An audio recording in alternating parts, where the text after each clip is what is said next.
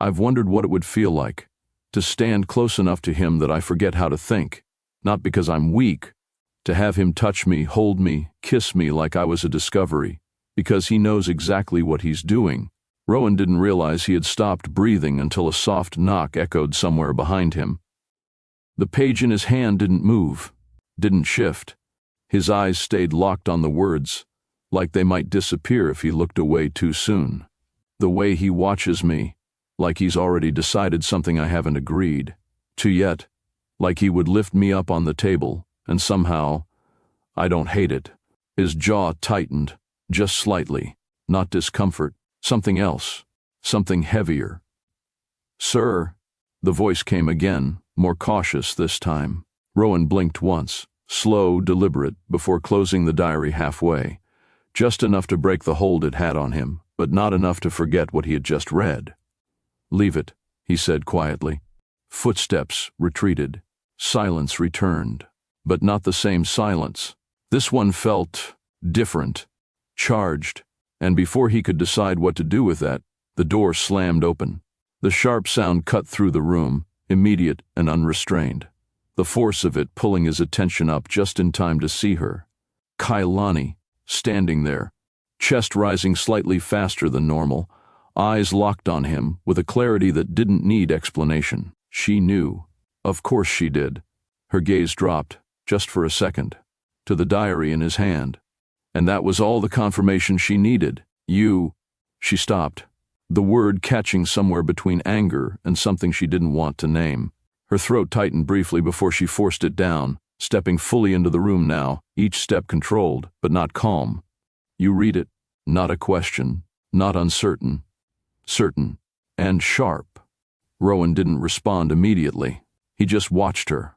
That same steady, unreadable look that had always made it hard to tell what he was thinking. Or worse, what he had already decided. And for a moment, she felt it again. That quiet awareness, that uncomfortable realization that this wasn't just about him crossing a line, it was about what he saw when he did.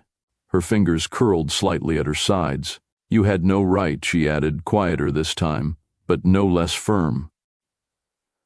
A small pause settled between them. Then, "You weren't exactly careful with where you left it," Rowan said. No apology, no hesitation, just truth. And somehow, that made it worse. Kaelani didn't move right away. She stood there, just inside the room, like crossing any further would make this more real than she was ready for. Her eyes lifted to his again, then dropped, not by accident, not unconsciously, deliberate. To the diary, still in his hand, not tossed aside, not closed and forgotten, held, like it mattered. Her chest rose slowly, then fell, and that was when it hit her. Not just that he found it, not just that he opened it, but where his thumb rested. Halfway through, not the beginning, not a random page, a section, a specific one. Her stomach tightened. "How much?" she asked. The question came out quieter than before, but it carried more weight now. Less anger, more exposure. Rowan's gaze didn't follow hers. He was still watching her, carefully, like her reaction mattered more than the answer. "Enough," he said, simple, uncomplicated, and somehow, that single word said too much. Her lips parted slightly, then pressed together again. A pause, short, but heavy. "Enough," she repeated under her breath, like testing it.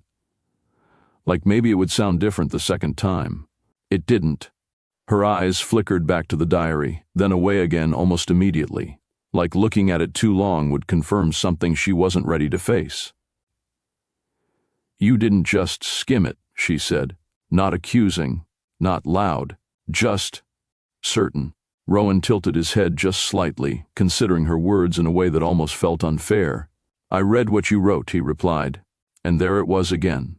That tone, steady, grounded, like none of this unsettled him, the way it clearly unsettled her. Kaelani let out a breath she hadn't realized she'd been holding. Slow, controlled, but it didn't steady her, because now her mind wasn't stuck on if he read it. It was on what he chose to keep reading, what he stopped on, what he went back to.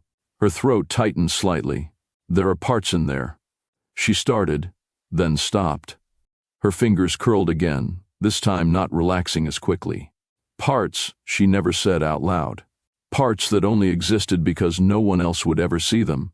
Parts that felt safe only because they were hidden. And now, they weren't. Her voice dropped just a little. You don't get to look at something like that and act like it doesn't mean anything. It wasn't just about privacy anymore. It was about being seen in a way she never agreed to.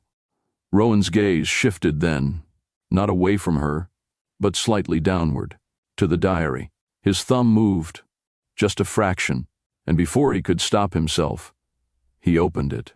Not fully, just enough for his eyes to fall back onto the same page. That same line, that same space, and when he spoke again, his voice was quieter, lower, like he wasn't just responding to her anymore. He was responding to what he read. You wrote about standing close enough that you'd forget how to think. Kaelani's breath caught, subtle, but undeniable. Rowan didn't look up immediately. About the way someone could look at you, and you'd feel it before they even touched you. Now he did, lifted his gaze back to hers, slowly, deliberately, and something in his expression had changed. Not control, not distance, something closer, something that made the space between them feel smaller. He wasn't a stranger in those pages, Rowan said quietly. A pause, just long enough for the meaning to settle. You knew exactly who you were writing about. Silence, but not empty. It pressed in around them, tight, close. For the first time since she walked in, Kaelani didn't have a response ready, because this wasn't just exposure anymore. This was recognition. The silence between them didn't break. It shifted, subtly, like something had been said, even though neither of them had spoken yet. Kaelani held his gaze, but not as steadily as before, not because she was afraid, but because she was starting to understand exactly what this moment meant, and that made it harder to stand in. You don't get to, she started, then stopped herself, her voice tightening just slightly before she forced it back under control. Read something like that and act like it's nothing. Rowan didn't interrupt, didn't argue. He just watched her finish. Then, it wasn't nothing. The words came quietly, but they landed heavier than anything he had said so far. No defense, no attempt to soften it. Just truth. Kaelani blinked once, like she hadn't expected that answer, or maybe hadn't wanted it.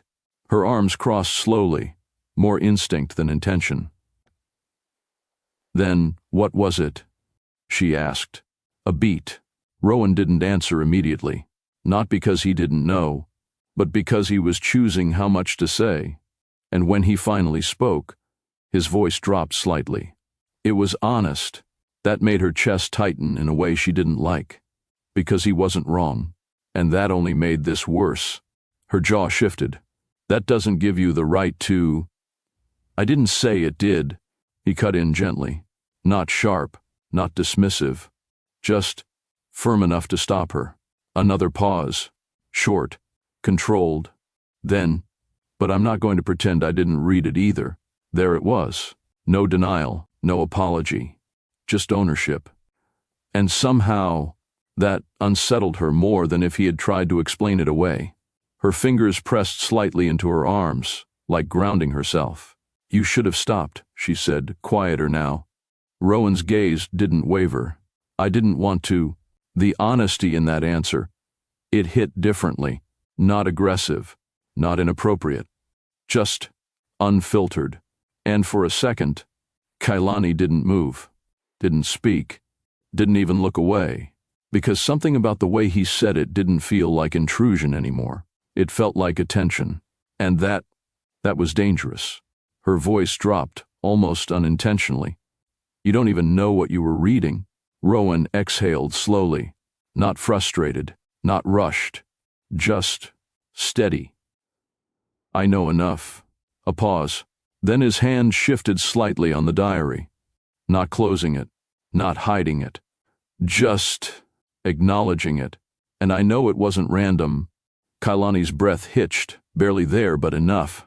Rowan noticed. Of course he did.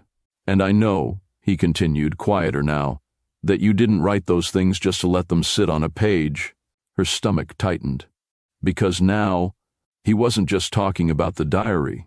He was talking about her. What she wanted. What she never said. What she kept locked behind control and silence. You wrote about what it would feel like, he added, his tone lowering just slightly, if that distance didn't exist. A stillness settled between them. Closer now, more aware. And then, he said it, not rushed, not careless, but deliberate. I'd like to see what happens if it doesn't. Kaelani's brows pulled together slightly, not in confusion, but in resistance. What is that supposed to mean? Rowan held her gaze, unmoving. It means, he said, I'm not interested in pretending I didn't understand what you wrote. A pause. Then, I'd rather find out what it looks like. In reality, the words didn't come out suggestive. They came out certain, grounded, and that was what made them land so deeply. Kaelani stared at him, not blinking, not stepping back, but not moving forward either, because this wasn't just a line being crossed anymore. This was a door being opened, and for the first time, she wasn't sure if she was the one who had unlocked it. The air didn't move. It just held. Kaelani stood there, still close enough to feel the weight of his presence, but not close enough to pretend it didn't affect her. Her mind was trying to catch up to what he said, to what he meant, to what he was actually suggesting, and the more she tried to steady herself, the more one thought kept pushing through. He wasn't guessing. He knew. Her voice came out lower this time, careful, guarded. You're assuming a lot. Rowan's expression didn't shift. Not defensive, not amused, just certain. No, he said quietly. I'm recognizing it. That word settled between them, heavier than it should have. Kaelani's jaw tightened slightly, her eyes narrowing, not in confusion, but in resistance. You don't get to take what I wrote and turn it into something that fits you. There was a pause, short, but deliberate, and then Rowan moved. Not abruptly, not enough to overwhelm, just one step closer, closing the space between them in a way that made it impossible to ignore. You wrote about control, he said, his voice lower now, more focused, about restraint. Another step, not touching, but close enough that the distance felt intentional, about someone who watches and waits. Kaelani didn't step back, didn't move at all, but her breath slowed, just slightly, and he saw it. He saw all of it, the awareness, the tension, the part of her that was trying to stay unaffected, and failing. Rowan held her gaze, unwavering. Then, you wrote about me. The words landed clean. No hesitation, no room to misinterpret, and just like that, everything shifted. Kaelani's breath caught. This time she couldn't hide it. Her lips parted slightly, like she was about to respond, but nothing came out. You don't know that, she said finally, but the strength from earlier, it wasn't fully there. Rowan didn't argue, didn't push. He just watched her, carefully, then spoke again. The way you described it wasn't imagined. A pause. Then, it was observed. That hit deeper, because she knew exactly what he meant. The glances, the silence, the moments that lingered longer than they should have. Things she never acknowledged, but still felt. Her fingers curled slightly at her sides again, her voice quieter now. Even if it was, she stopped. Didn't finish. Didn't need to. Rowan stepped just a fraction closer. Close enough now that the space between them felt intentional, like it was the only thing left holding everything in place. And the part you didn't write? He said softly. Kaelani's eyes flickered, just slightly. What part is that? Rowan held her gaze. Steady, certain. Then, that it wasn't one-sided. Silence, not empty, not light. Heavy, full, because that That changed everything. Kaelani didn't move, didn't speak, didn't even try to deny it this time. And Rowan, for the first time since she walked in, let something show. Not fully, not completely, but enough. I wanted it too. The words came quieter, but they landed harder than anything else. No control in them, no distance, just truth. And for a second, everything stilled. Kaelani's brows pulled together slightly, her voice coming out before she could stop it. Then why didn't you say anything? The question hung there, raw, unfiltered. Rowan's lips parted, just slightly, like he was about to answer. But he didn't get the chance, because something in her expression shifted. Not confusion, not curiosity, recognition. A quiet, almost bitter understanding settling in before he could form a single word. Your mother, she said it softly, not accusing, not loud, just certain. Rowan didn't respond, didn't correct her, didn't deny it, and that silence said everything. Kaelani let out a small breath, shaking her head just slightly as if the answer had been obvious all along. She controls everything around you, she continued, her voice steadying now, grounding itself again. Who you see, who you entertain, what fits, what doesn't. A pause, her gaze lifted back to his. And I don't. That landed between them differently, not like a complaint, like a fact. Rowan's jaw tightened, subtle, but there, because she wasn't wrong. His mother had always been there, not loud, not obvious, but present in every decision that mattered, every connection that lasted, every one that didn't. And for the first time, standing here in front of Kaelani, it didn't feel like control. It felt like interference. The sound slipped out of her before she could stop it. Small, barely there, but real. Kaelani looked away for the first time since she walked in, her chest rising slowly as she tried to steady something that had already shifted too far to ignore. Because this wasn't just about a diary anymore. This wasn't even about him reading it. This was about being seen, completely, and not being able to take it back. If you've ever had a thought, a feeling, something you kept to yourself because saying it out loud would make it real, go ahead and like this video. And if you're new here, welcome to Miss Wink Stories. Please do well to subscribe as this helps the page. And because some stories don't just entertain you, they stay with you. Kaelani didn't always speak up when something felt wrong, not because she didn't notice it, but because she learned early that noticing didn't change anything. Growing up, nothing stayed long enough to feel certain. Not rooms, not people, not even routines. Shelters had a rhythm, but it wasn't the kind you could rely on. It shifted depending on who came in, who left, who decided they couldn't stay another night. Some mornings, the bed next to hers would be empty. No explanation, no goodbye, just gone. And after a while, she stopped asking questions, because the answers never came. Or worse, they didn't matter. She learned how to move quietly, how to observe before speaking, how to understand people without needing them to explain themselves. Because in places like that, attention was currency, and safety, that was something you created for yourself, not something anyone gave you. There were nights when the noise didn't stop, voices too loud, arguments that didn't belong to her, but still found a way to reach her anyway. And other nights, too quiet. The kind of silence that made your thoughts louder than they should be. Those were the nights she stayed awake the longest, staring at the ceiling, listening, thinking, not about dreams, not about what could be, but about what she needed to do to get through the next day without depending on anyone else. Because depending meant expecting, and expecting, well, that was where people made mistakes. So she adapted, not loudly, not dramatically, just steadily. She became the girl who didn't ask for help, the one who figured things out on her own, who noticed when something was off before it became a problem, who learned to read a room before stepping into it.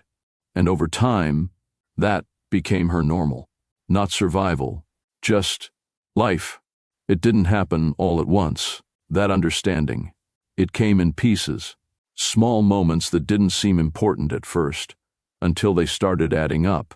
There was a girl once, younger than her, always talking, always smiling, the kind of person who filled silence without even trying. She used to sit next to Kaelani during meals, nudging her arm lightly whenever something funny happened, even if Kaelani didn't react. At first, Kaelani ignored her, kept her distance, stayed in her own space. But the girl didn't stop, didn't take the silence personally. She just stayed, day after day, until eventually, Kaelani stopped moving away. Not closer, just not away. And somehow, that was enough. They started talking, not about anything deep, just small things, simple things, what they liked, what they didn't, what they missed. It felt easy, too easy. And for a while, Kaelani let herself forget the one thing she had already started to understand, that nothing there lasted, until one morning, she woke up and the bed beside hers was empty. No noise, no warning, no explanation, just gone. She sat there for a moment, staring at the space like it might make sense if she looked at it long enough.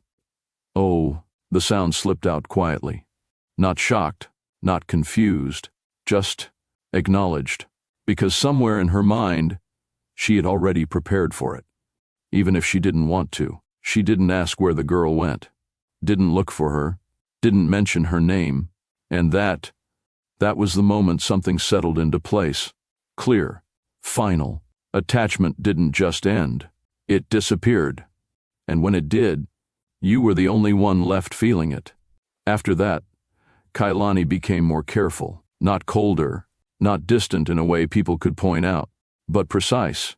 She chose what she gave, how much, and to who, because she understood now. The more you allowed yourself to feel connected, the more there was to lose when it was taken away. After that morning, the empty bed, the silence that followed, Kaelani didn't try again. Not with friendship, not with closeness, not even a little. It wasn't anger. It wasn't sadness in the way people expected. It was decision, a quiet one, final. She stopped sitting next to people, stopped lingering in conversations that didn't need to happen, stopped allowing space for anything that could leave, and instead, she redirected everything, time, energy, attention, into something that wouldn't disappear, work.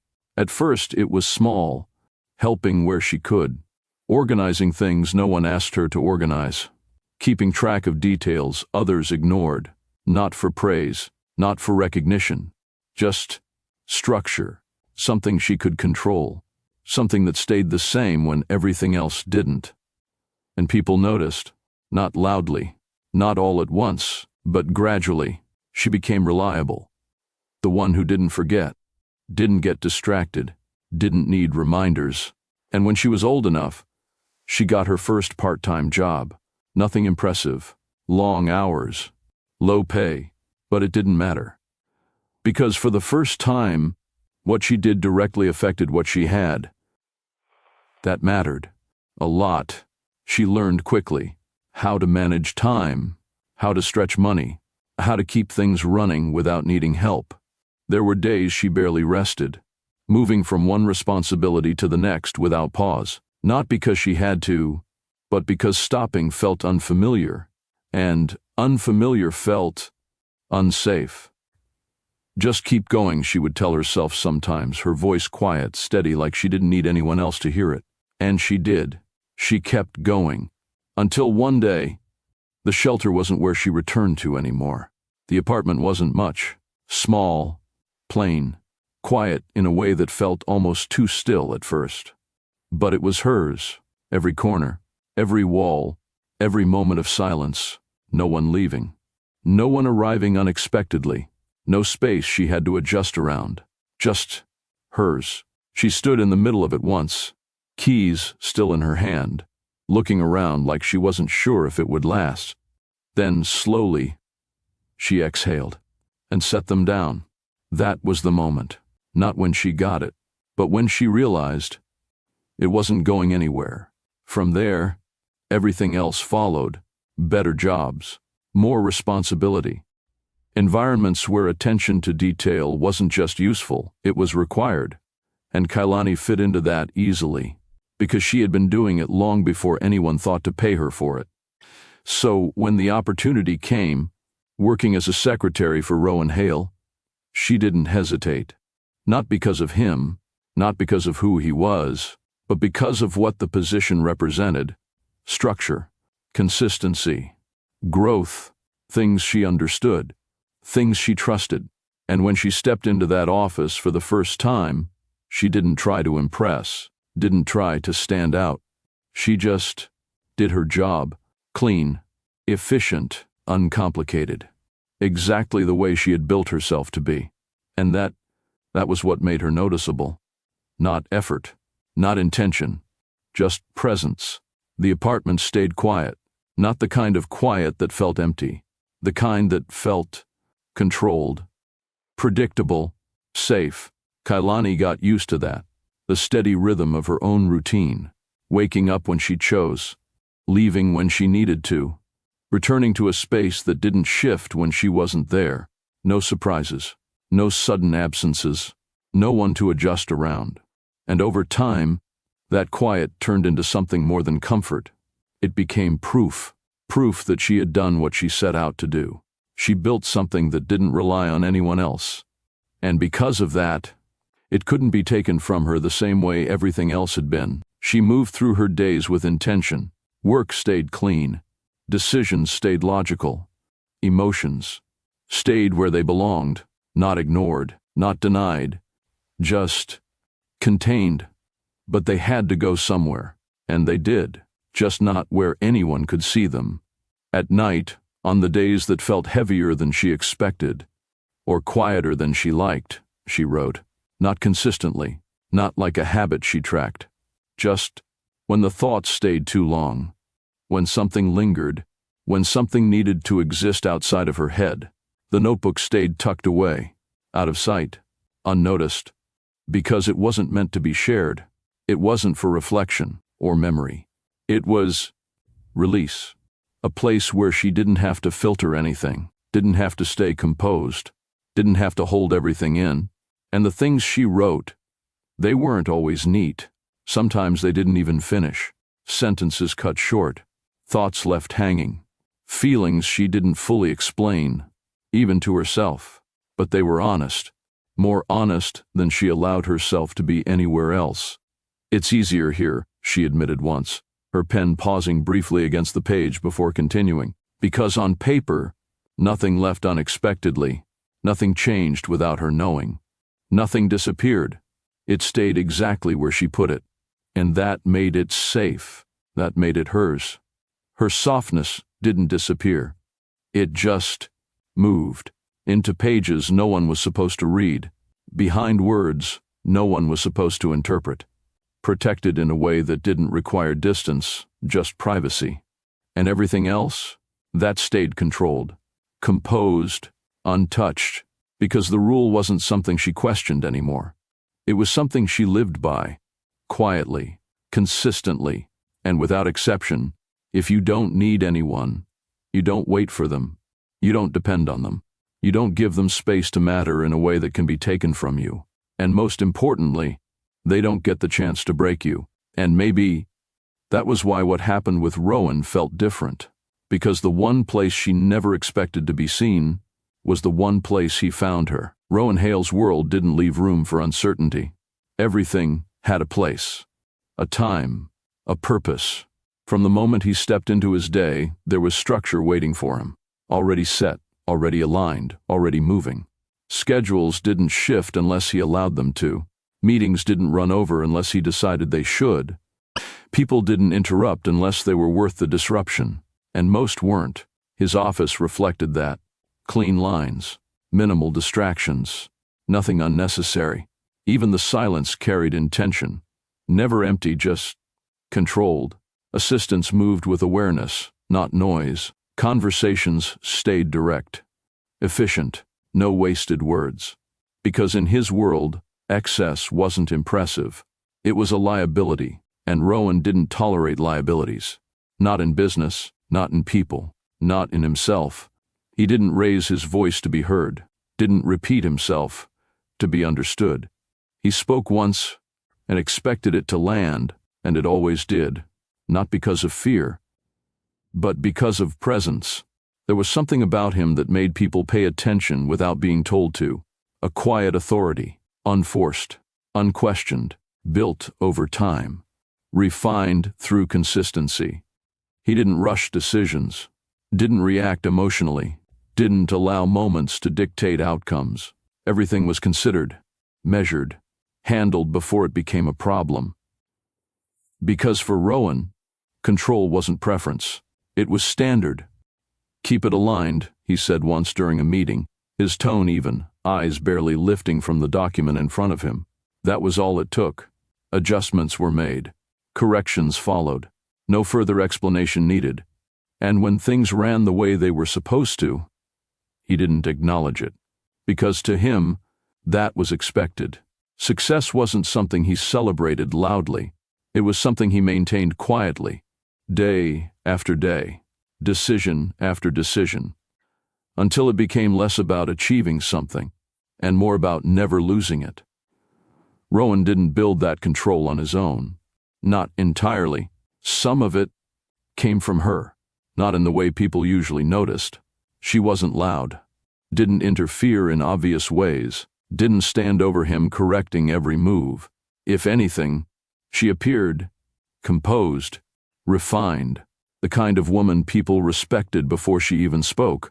But that was the surface. What mattered was underneath it, the consistency, the presence, the way her influence never needed to announce itself to be felt.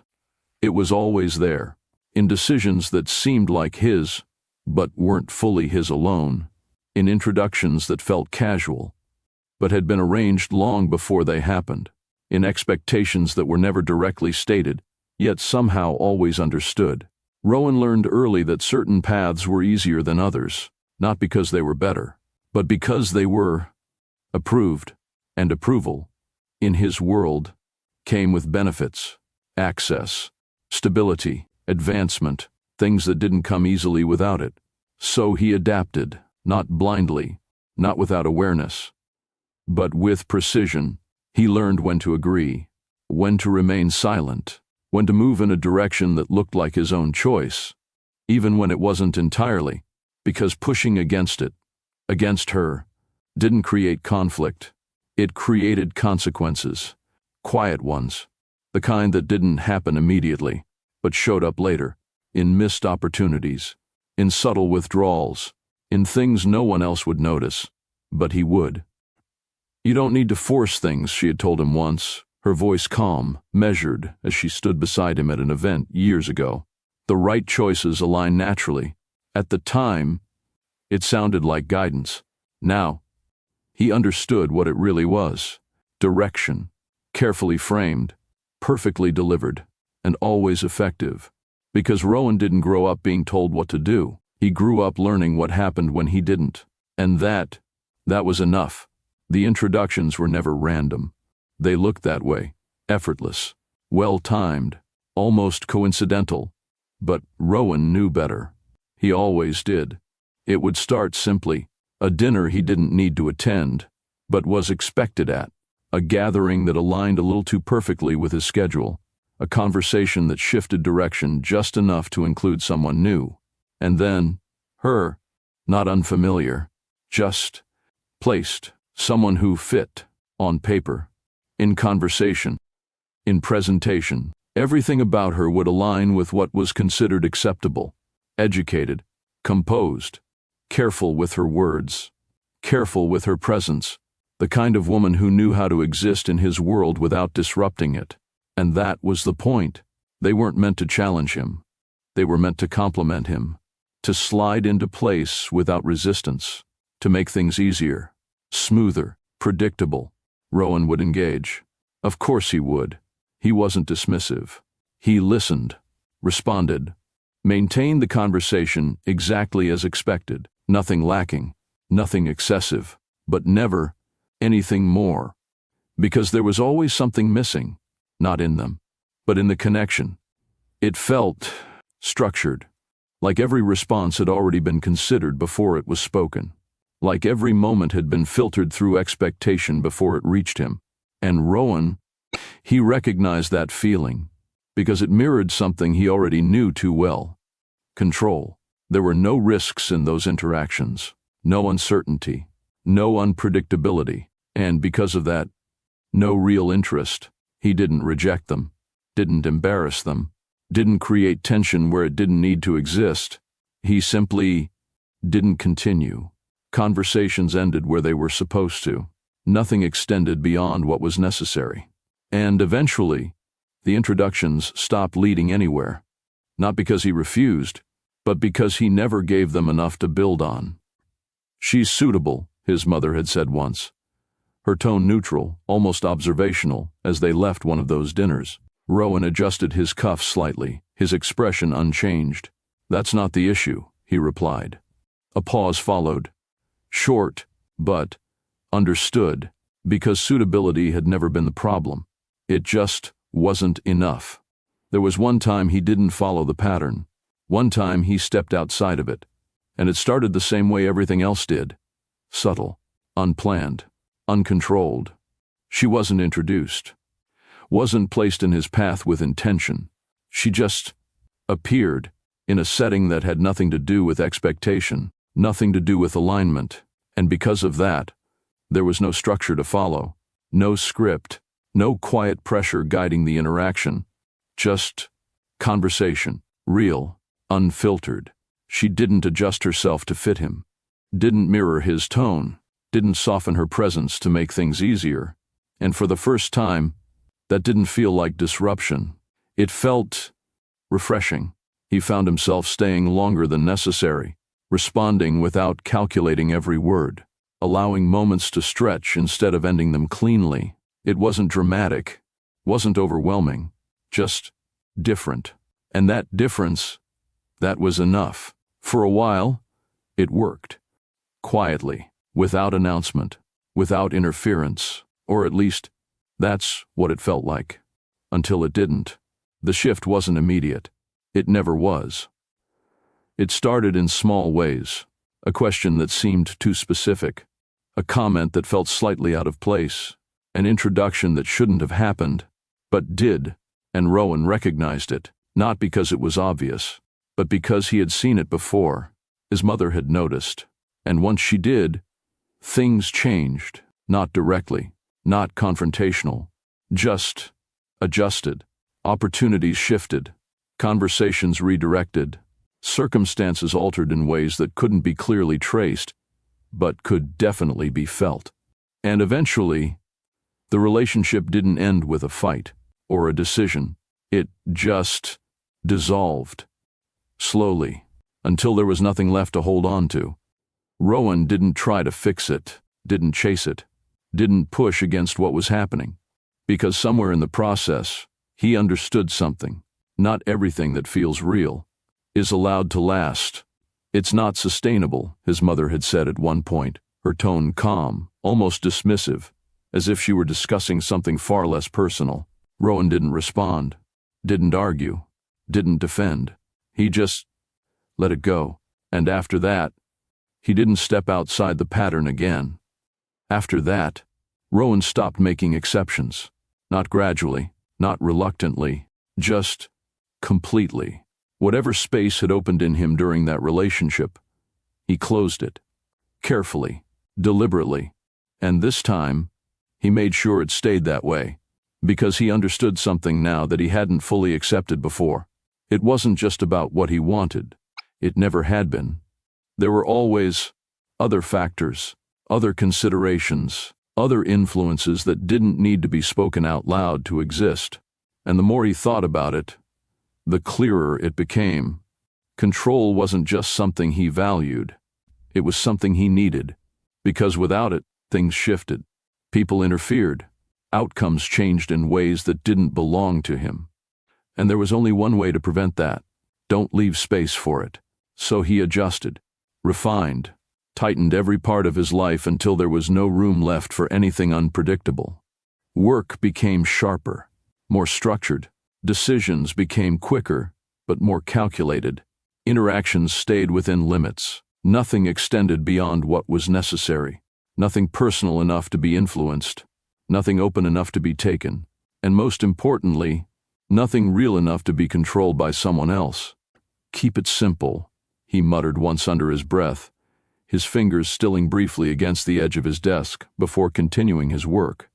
Because simple meant manageable. And manageable meant his. That was the rule. If he controlled it, it stayed. If he allowed space, it changed. And he had already seen how that ended. His mother didn't need to intervene anymore. Not directly. That was the part people wouldn't understand. She didn't have to step in. Didn't have to correct him. Didn't have to remind him of anything. Because everything she had ever taught him, everything she had ever reinforced, was already there. In the way he thought, in the way he decided, in the way he chose what to allow and what to keep out. Her influence didn't show up as restriction anymore. It showed up as instinct, a quiet presence that shaped outcomes before they even began. And Rowan, he didn't fight it, didn't question it. Because it worked, it kept things aligned. It kept things stable. It kept everything exactly where it was supposed to be. Even if, every now and then, there was a moment, brief, unwelcome, where something didn't fit into that structure. A look that lingered longer than it should have. A thought that didn't follow logic. A presence that didn't adjust to his control. Kaelani, he exhaled slowly, almost imperceptibly, his gaze lowering for just a second before steadying again. Because she didn't follow the pattern, didn't respond the way she was supposed to, didn't fit into the structure he had spent years perfecting. And that was exactly why she stood out. Exactly why she unsettled something he had already decided to keep contained. But even then, the rule didn't change. It couldn't control everything, feel nothing. Because the moment he allowed anything else, he already knew who would notice, and more importantly, who would step in. It wasn't supposed to happen. Not like this. Not in a way that meant anything. Rowan hadn't been looking for anything outside of work. That part of his life stayed separate. Always had. Always would. So when he stepped into the office that morning, his focus was exactly where it usually was. Structured, precise, already moving ahead of the day. Files were where they needed to be. Schedules aligned. Nothing out of place. Until something was. It wasn't obvious. Not at first. Just a small detail. A notebook, resting near the edge of Kaelani's desk. Not tucked away. Not aligned with the rest of her workspace the way everything else usually was. And that alone made it noticeable. Because Kaelani didn't leave things like that. Everything about her was deliberate, measured, clean. So, this didn't fit. Rowan's steps slowed slightly as he passed, his gaze lingering just long enough to register it. Then, he kept walking. Because it wasn't his, and he didn't involve himself in things that didn't concern him. That was the rule. It always had been. But a few steps later, he stopped, not abruptly, not sharply, just paused, like something hadn't settled properly. His gaze shifted back. The notebook hadn't moved. Of course it hadn't. But now, it stood out more, not because of what it was, but because of who it belonged to. Kaelani wasn't careless. She didn't forget things. Didn't leave pieces of herself exposed where anyone could see them. Which meant this wasn't intentional. And that was what pulled his attention back. Not curiosity, not yet. Just recognition. He turned slightly, his steps quieter now as he moved back toward the desk. No urgency, no tension, just observation. Up close, it looked ordinary. Nothing distinctive about it. No name, no label, no indication that it mattered. And yet, something about it felt misplaced. Rowan stood there for a moment, his hand resting lightly against the edge of the desk, his gaze fixed on the notebook like he was trying to decide something that didn't need to be decided. "It's not yours," he said under his breath, almost as a reminder. Not to anyone else, just to himself. because that should have been enough. It usually was. But this time, he didn't move away immediately. The office remained quiet. Too quiet. The kind that made small decisions feel louder than they should. Rowan's gaze stayed on the notebook a moment longer than necessary. Then another, and another. It wasn't curiosity in the way most people would understand it. It wasn't careless or impulsive. It was measured hesitation, the kind that came from knowing exactly where a line was, and standing just close enough to see it clearly. His fingers shifted slightly against the desk, then stilled. Because this wasn't his space to cross. He knew that, understood it, respected it, but there was something else there, something that didn't align with his usual clarity, because Kaelani wasn't like the others, didn't leave openings, didn't reveal anything that wasn't intentional, and this felt like an opening, unintended, unprotected, a part of her that existed outside of the version she presented every day. And for a second, just a second, that thought stayed with him, long enough to matter. "Just leave it," he muttered quietly, his voice low, controlled. His hand pulled back slightly. He turned, took a step away, then stopped again.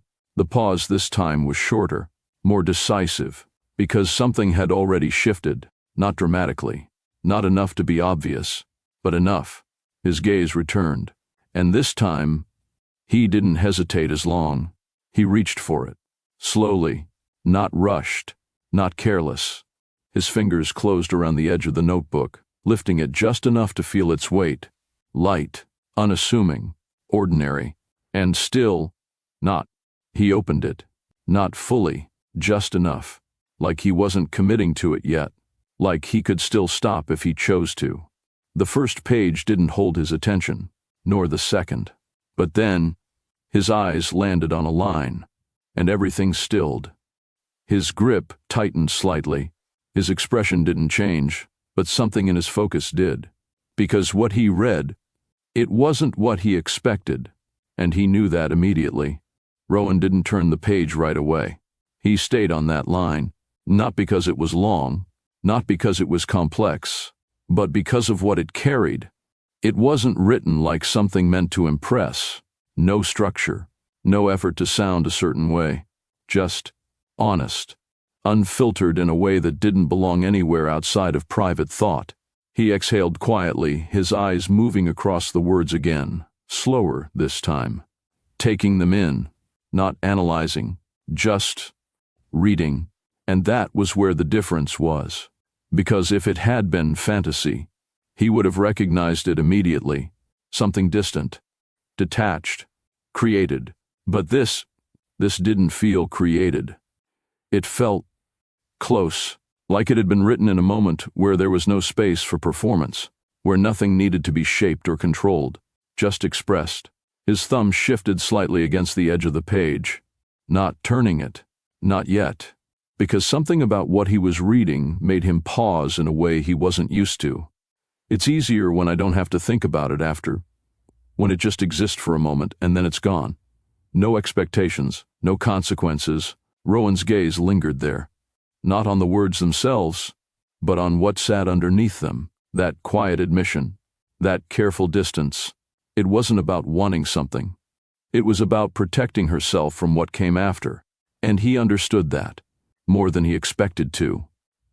His jaw tightened just slightly, not discomfort, recognition. Because this wasn't someone imagining something unrealistic. This was someone controlling how much they allowed themselves to feel, even in private, even here.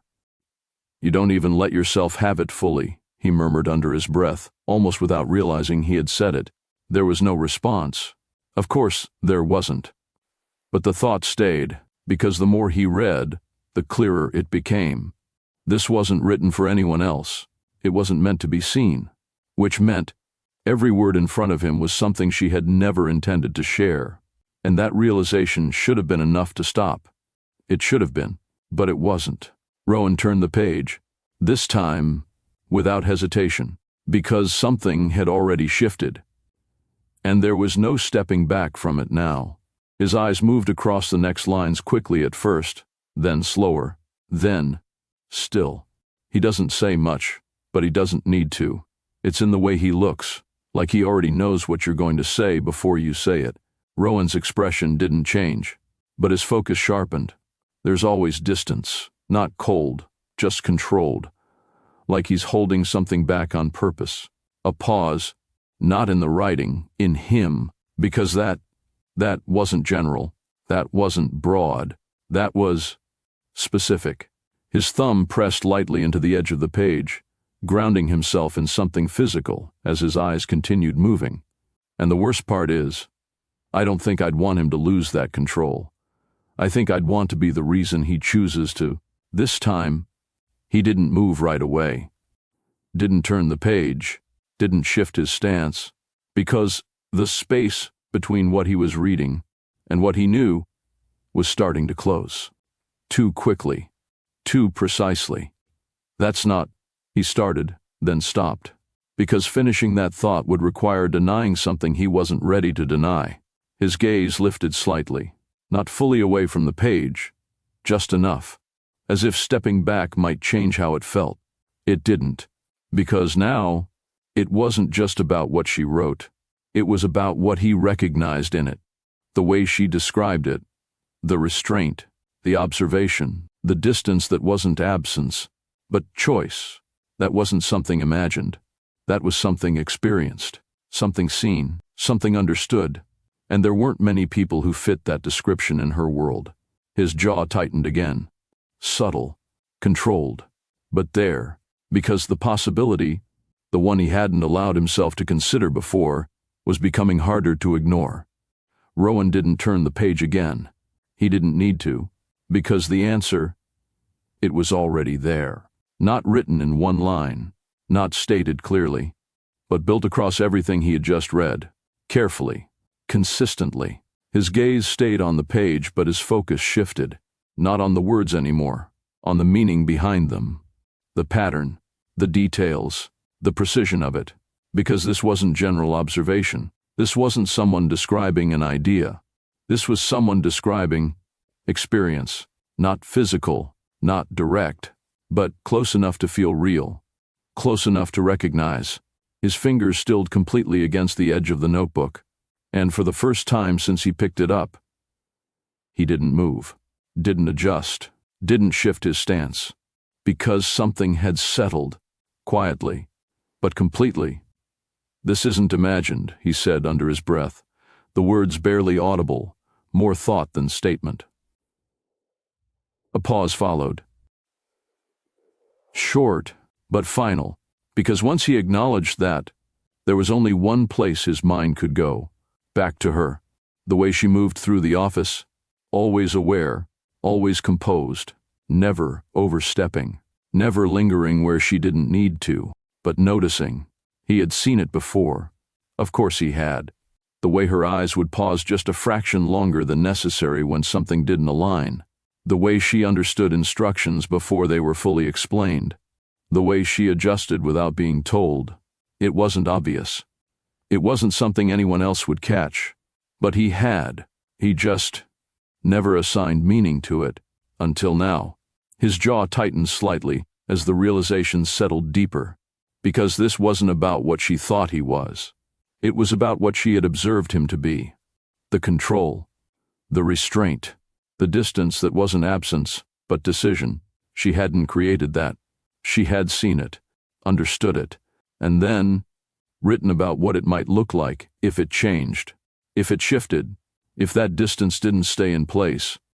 Rowan exhaled slowly, the sound controlled but heavier than before. Because that part stayed with him, not the observation, but the implication, the possibility. "You were paying attention," he murmured, quieter now, almost reflective, not surprised. Just aware of it in a way he hadn't allowed himself to be before. And that was where the shift happened, not when he picked up the notebook, not when he read the first line, but here, in this moment. Where understanding replaced assumption, where distance became recognition, because now he wasn't looking at her the same way. He couldn't, because she hadn't just imagined someone like him, She had seen him, exactly as he was, and still, she had written about wanting more than that. Rowan closed the notebook slowly, not abruptly, not dismissively, just carefully, like what was inside it still mattered, even now.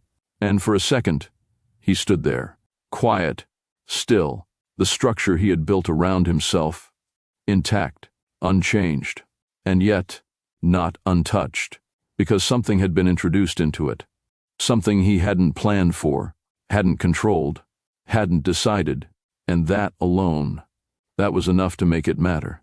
The elevator ride up felt longer than it should have, not because it was slow, but because she wasn't still. Kaelani stood inside it, arms at her sides, fingers flexing once, then stilling like she was holding something in place before it slipped too far.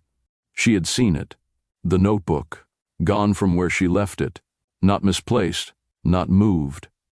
Gone, and there was only one place it could be. Her jaw tightened slightly as the elevator doors slid open. The hallway outside was quiet, controlled, exactly the way his world always was. People moved with purpose, voices low, footsteps measured, nothing out of place. But she didn't slow down, didn't acknowledge anyone, didn't stop when someone glanced in her direction, noticing the shift in her pace. Because she already knew, and the more she thought about it, the less space there was for anything else. Her steps didn't hesitate when she reached his door, didn't pause, didn't knock. She pushed it open, harder than necessary. The door hit the wall with a sharp sound that cut clean through the quiet, and just like that, the room changed. Rowan looked up, not startled, not confused, just aware, seated behind his desk, exactly where he always was, like nothing had shifted at all, like this moment hadn't already been building before she walked in. And, in his hand, the notebook. Kaelani stopped, not far from the door, but far enough to take it in, to confirm it. Her gaze dropped to it for a second, then lifted back to him. And that was all it took. The confirmation, the certainty. Her breath came in slow, controlled, but there was tension in it now, tight, contained, just beneath the surface. You read it. No hesitation, no uncertainty, just truth. Rowan didn't respond immediately. He didn't need to, because the answer was already there, in his hand, in the way he held it, in the fact that he hadn't put it down. And that said more than anything else could. Kaelani stepped forward, one step, measured, intentional. You should have stopped. Her voice didn't rise, didn't shake, but it carried something sharper now. Not just anger, something closer to exposure. Rowan's gaze stayed on her, unmoved.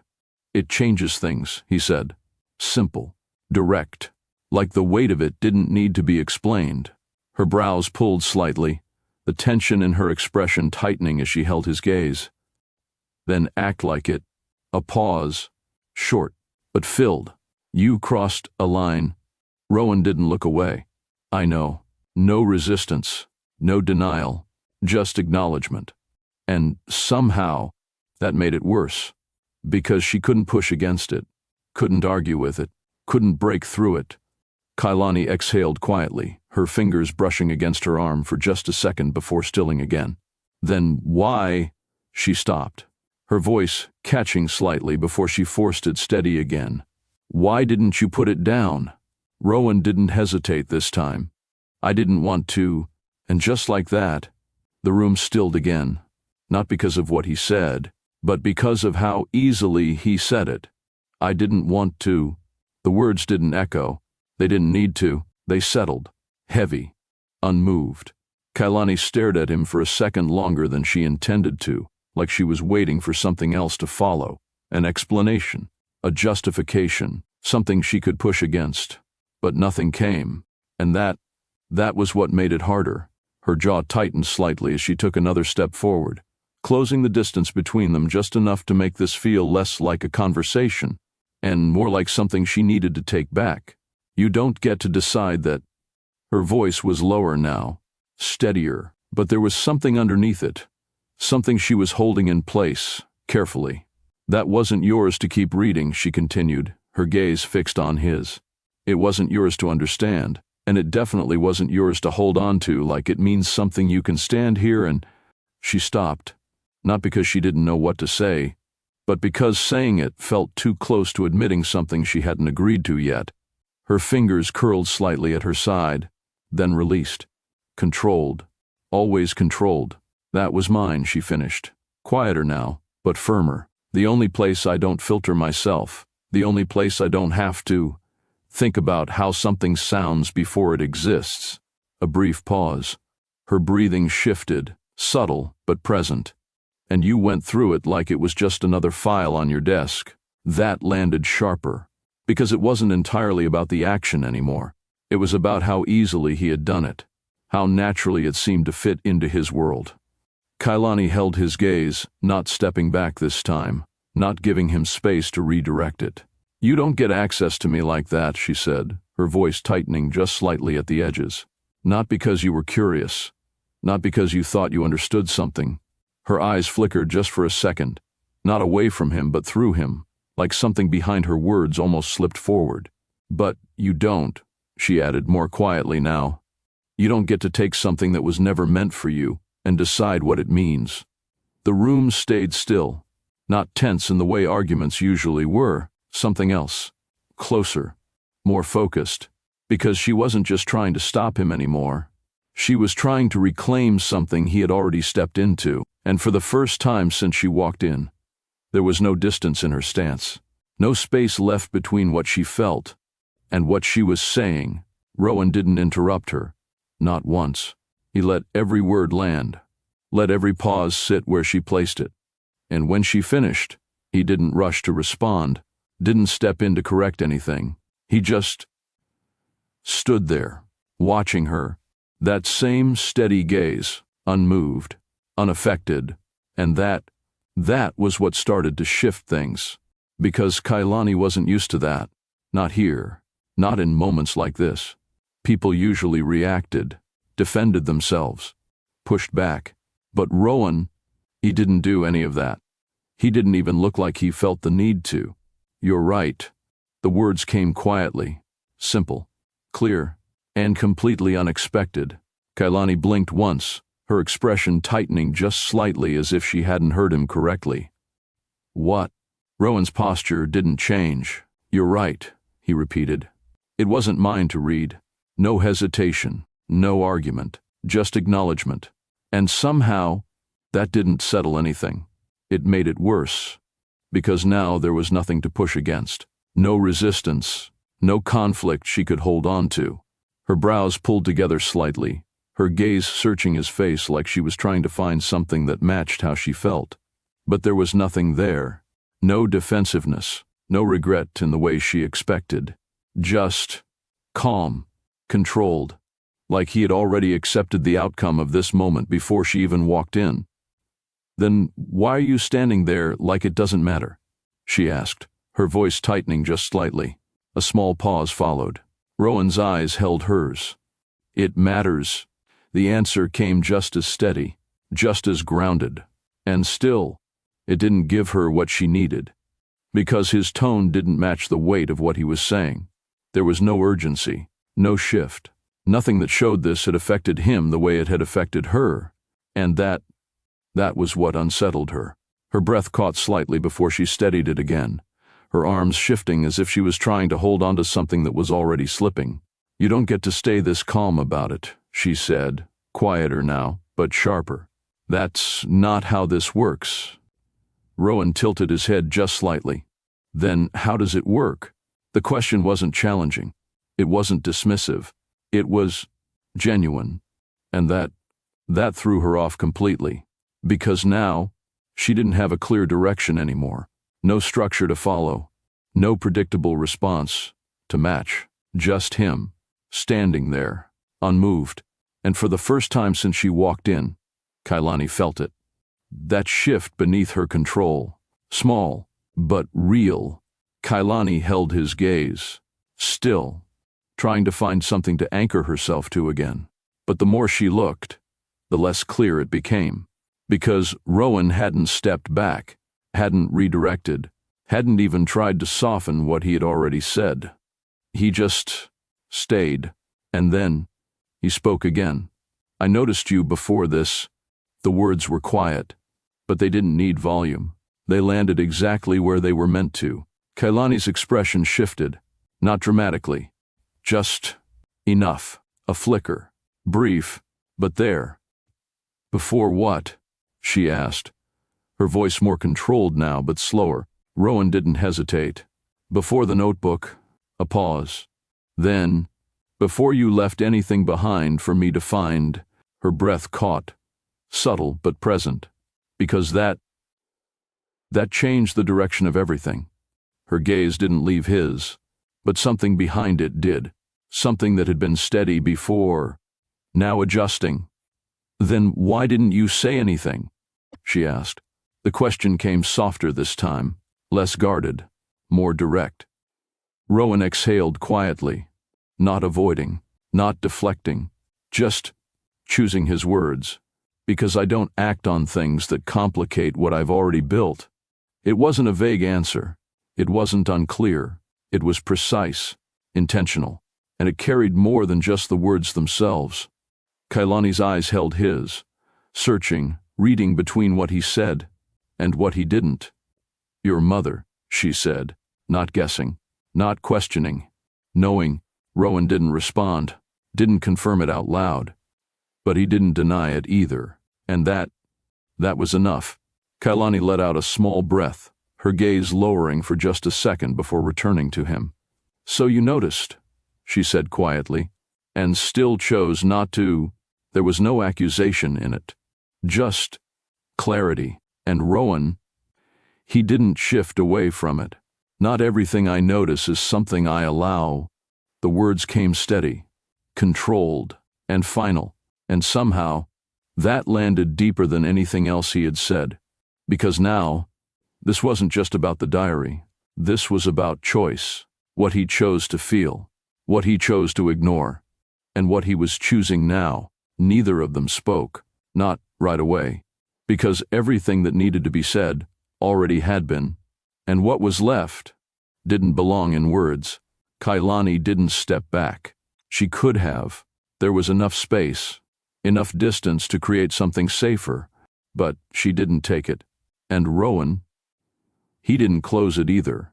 He just stood there, close enough now that the space between them felt deliberate, like it existed because neither of them had decided to remove it, not because they couldn't. The air shifted, not noticeably, not in a way anyone outside the room would recognize. But between them, it changed. Her breathing slowed, not calm, just controlled, like she was aware of it now, of how close he was, of how easily that distance could disappear if either of them moved just slightly. Rowan's gaze didn't leave hers. It hadn't, not since the moment she walked in. But now, there was something different in it. Not just observation, not just control. Something more aware, more present, like he wasn't just looking at her. He was taking her in, and Kaelani felt it. That shift, that quiet attention that didn't need to be spoken to be understood. Her fingers flexed once at her side, then stilled, because stepping back now would mean acknowledging it, and staying meant something else entirely. You don't get to look at me like that, she said softly. Not sharp, not defensive, just aware. Rowan didn't answer immediately. His gaze didn't drop, didn't move away. If I already know what I'm looking at, he said, his voice lower now, steady but closer. Why would I pretend I don't? The words didn't rush. They settled, right between them. And for a second, Kaelani didn't respond, didn't move. Because that wasn't something she could redirect. Not easily. Her breath caught, just slightly, before she steadied it again, her eyes holding his even as something behind them shifted. You don't know me like that. The words came quieter now, less certain. Rowan tilted his head just slightly. Not completely, he said. A pause. Then, but enough, that landed differently. Not like a challenge, not like a claim, like recognition. And the silence that followed, it wasn't empty. It pressed in, closer, tighter, because neither of them moved. Neither of them stepped away from what was building in that space. The awareness, the tension, the fact that everything between them had shifted, and neither of them was pretending it hadn't. Kaelani's gaze dropped, just for a second, to the space between them, then back to his eyes, and that small movement, that was enough. Because Rowan noticed. Of course he did. And this time, he didn't look away from it, didn't step back into control the way he usually would. He just stayed. And somehow, that felt more dangerous than anything else. The space between them stayed close, not accidental. Chosen. Rowan shifted slightly, just enough to change the angle, his hand brushing the desk as he straightened. Kaelani's eyes followed, then returned to him. If we ignore this, he said quietly, it doesn't go away. A pause. I'm not interested in ignoring it. Her gaze held his. Careful. And what are you interested in? Rowan didn't hesitate. No expectations. He stepped just a fraction closer. No interference. Another beat. Just honesty. The words landed low. Steady. Too clear. Kaelani's breath slowed. Just slightly. That's not simple, she said. No, Rowan replied. It's just real. A pause settled. Not empty. Waiting. And she didn't walk away. Rowan's gaze didn't leave hers. You already went there, he said. Quiet. Certain. Kaelani's jaw tightened. That doesn't mean I invited you into it. I know. No argument. Just that. A step closer. Not touching. But enough. This isn't about taking anything, he added. It's not control. Her eyes searched his. Then what is it? Rowan held her there. Finding out. A pause. Without pretending, the air shifted again. Closer. Tighter. You're assuming I want that, she said. No, he replied. I'm saying you thought about it. That landed. She felt it. Didn't deny it. Didn't accept it either. And somehow, that was enough. Neither of them moved, but the space between them felt closer. Rowan's gaze stayed on her. Not casual. Not distant. Focused. Like he wasn't just looking, he was reading. You think I don't understand it, he said quietly. Kaelani held his eyes. Careful. Guarded. You don't, she replied. But it didn't land the way she wanted. Rowan tilted his head slightly. I do. A pause. Short. But not from the pages. Her breath shifted. Just a little. Because that was different. He stepped in closer. Not enough to touch. Enough to matter. I see you when you don't say anything, he added, voice lower now. When you hold things back. When you decide what's allowed and what isn't. Kaelani didn't move. Didn't step away. But something in her eyes flickered. You're used to control, he continued. Even in private. That landed. Too close. Her fingers tightened at her side. You think that means you know me? Rowan held her there. No. A beat. I think it means I've been paying attention. Silence. Not empty. Just full. And then, I see you, he said. Quieter now. Not claimed. Not forced. Just there. Completely. The words didn't linger. They settled, and Kaelani felt them. Kaelani stepped back, not far, just enough to create space again. No, the word came quick, firm, like she needed it to land before anything else could. This doesn't happen. Her gaze stayed steady, controlled again. You don't get to stand there and decide something like this just because you read a few pages. Rowan didn't move, didn't interrupt. You don't get access to me like that, she added. Clear, final. And for a second, it held. The distance, the control, the version of her that didn't bend. But then, a pause. Small, almost nothing. Her eyes dropped, just for a second, not away, just lower. And that was enough. Rowan saw it. Of course he did. Didn't call it out. Didn't push. But something in his expression shifted. Not victory. Not satisfaction. Recognition. Because the no was there, but it wasn't complete. Kaelani lifted her gaze again, sharper this time, as if correcting it, reclaiming it. I mean it. Rowan nodded once. I know. And that unsettled her more than anything else, because he wasn't arguing, wasn't convincing, wasn't chasing. He just accepted it, like he already understood what she hadn't said, and that silence that followed, it didn't close the moment. It held it open. The apartment felt different that night. Not louder, not quieter, just off. Kaelani dropped her keys on the table, the soft sound echoing more than it should have, and for a moment she just stood there, still, like she hadn't fully stepped out of his office yet. Because she hadn't, not really. Her body had left. But her mind, it was still there, still replaying it. The way he looked at her, the way he didn't push, didn't chase, didn't even try to convince her. That was what stayed.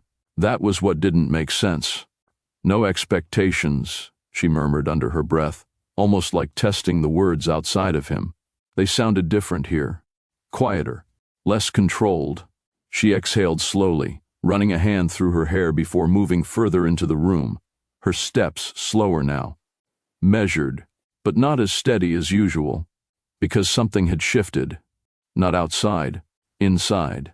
And that was harder to manage. She moved toward the window, stopping just short of it, her reflection faint in the glass. Composed, put together, exactly the version of herself she had built. And still, something underneath it didn't settle. Her fingers pressed lightly against the edge of the table beside her, grounding herself. "This doesn't change anything," she said softly.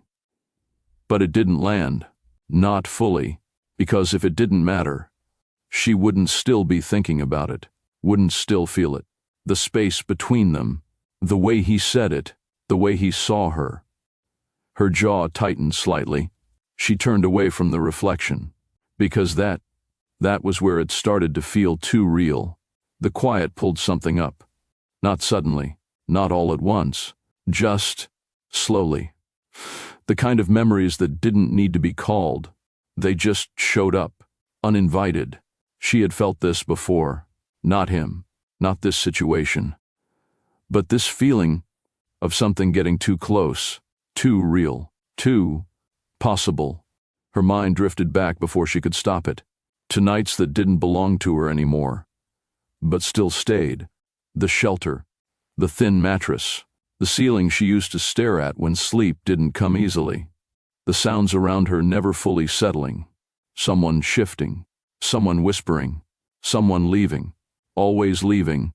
Her fingers curled slightly at her side as the memory settled in deeper. The silence there had been different, not peaceful, not safe. It was the kind that reminded you nothing was guaranteed, and she had learned to sit in it, not fight it, not question it, just accept it, because the moment you expected something more, that was when it disappeared. Her throat tightened just slightly, not emotion, just recognition, because even now, standing in her own space, in a life she built herself, that understanding hadn't left her. It had followed her, settled into her, shaped the way she moved, the way she chose, the way she stopped herself before anything went too far. "It never stays," she whispered. Not loud, not broken, just certain. And that certainty, that was what made everything else dangerous. Kaelani moved away from the window slowly, not because she needed to, but because standing there felt like staying in something too long. Her steps were quieter now, less certain. She reached for the back of a chair, her fingers resting against it lightly, then gripping just enough to feel something solid, because that feeling, it hadn't left. It had followed her home. The way he looked at her, not guessing, not assuming, knowing. Her eyes closed briefly. "No," she whispered, almost under her breath. Not rejecting him, rejecting what came with it. Because this wasn't just about him reading the diary. It wasn't even about what he said. It was about what it unlocked, and that was where the problem was. Her grip tightened slightly, then loosened again as she exhaled slowly, because she knew this feeling. Not the attraction, not the tension, but the shift. The moment something moved from controlled to uncertain, and uncertainty, that was where everything started to slip. Her mind pulled it apart quickly, the way it always did, trying to reduce it, contain it, make it something manageable. But it didn't hold, because this wasn't surface level. It wasn't passing. It wasn't something she could just ignore and move past like everything else. Her voice came softer this time. Barely there. This is how it starts. A pause. Her chest rose slowly, then fell, because she had seen this before, not with him, but in herself. The moment something began to matter. The moment something felt just enough to want more. And that was where it always shifted. Where control started to weaken. Where decisions stopped being clean. Where things became complicated. Her fingers curled again, this time holding tighter, grounding herself against the thought before it went further. Because she knew where that path led. Needing, wanting, letting something exist outside of her control. And once it did, it wasn't hers anymore. Her jaw tightened slightly, not in resistance, in understanding, because the truth had never changed. It had just been quiet until now, wanting something. She said softly, her voice steadying as the words settled into place. A small pause. Then, always costs something. The words didn't break. They didn't shake. They landed the way they always had. Clear, final, and for a moment, that was enough. It grounded her, pulled her back into something familiar, something she understood. But then, his voice echoed in her mind. I see you. Her breath caught, just slightly, and that was what didn't fit. Because this wasn't just about wanting. It wasn't just about curiosity. It wasn't just about what she wrote. It was about being seen, completely, without asking, without offering, without control. And that was deeper, more dangerous than anything she had allowed before. Her eyes opened slowly, her grip on the chair easing as she stepped back from it. Because now, she couldn't pretend it was simple, couldn't reduce it to something temporary, couldn't dismiss it as just attraction, not when it stayed this long. Not when it followed her here, not when it felt like this. This isn't just that, she admitted quietly, not to anyone else, just to herself. And that realization, that was what unsettled her the most. Because attraction could be ignored. Curiosity could be controlled. But this was something else. Something that didn't stay where she placed it. Something that didn't follow her rules. And for the first time in a long time, Kaelani wasn't entirely sure she could stop it. The next morning didn't feel like a reset. It felt like continuation. Kaelani stood in front of the mirror a moment longer than usual, her gaze steady. Not adjusting anything, not fixing anything, just looking, like she was measuring something that didn't show on the surface. Then, she turned away. No hesitation, no second guessing, because whatever shifted the night before, it wasn't leaving. And pretending it had? That wasn't something she did. By the time she stepped into the office, everything looked the same. The structure, the movement, the quiet order that never changed. But she noticed it differently now, not from the outside, from within it. Her steps were controlled, measured, exactly as they always were. But there was something else in them now, not tension, not uncertainty, something more deliberate. Like she had already made a decision. She just hadn't said it out loud yet. She moved through the space without pause, acknowledging only what needed to be acknowledged, her attention fixed ahead. His door. Closed. As always. For a second, she stopped. Not long. Just enough to feel it. That shift in her chest. That awareness she hadn't fully settled yet. Then, she lifted her hand and knocked. Once. Clean. Controlled. Come in. His voice. The same. Unchanged. And still, it landed differently. Kaelani opened the door and stepped inside. This time, not with force, not with confrontation, just presence. The door closed quietly behind her. Rowan looked up, and for a moment, neither of them spoke, because something had already changed. Not in the room, not in the setting, in her. She didn't stand at the door, didn't keep distance the way she had before. She walked forward, slow, intentional, and stopped where the space between them felt chosen, not accidental. Her gaze met his, steady, unwavering. No anger this time, no immediate defense, just clarity, and Rowan saw it. Of course he did. The difference, the shift, the fact that she hadn't come back to repeat the same conversation. She had come back with something else. "You're not here to argue," he said quietly. "Not a question." Kaelani's lips parted slightly, then settled. "No," a pause. Then, "I'm here to make sure something is understood."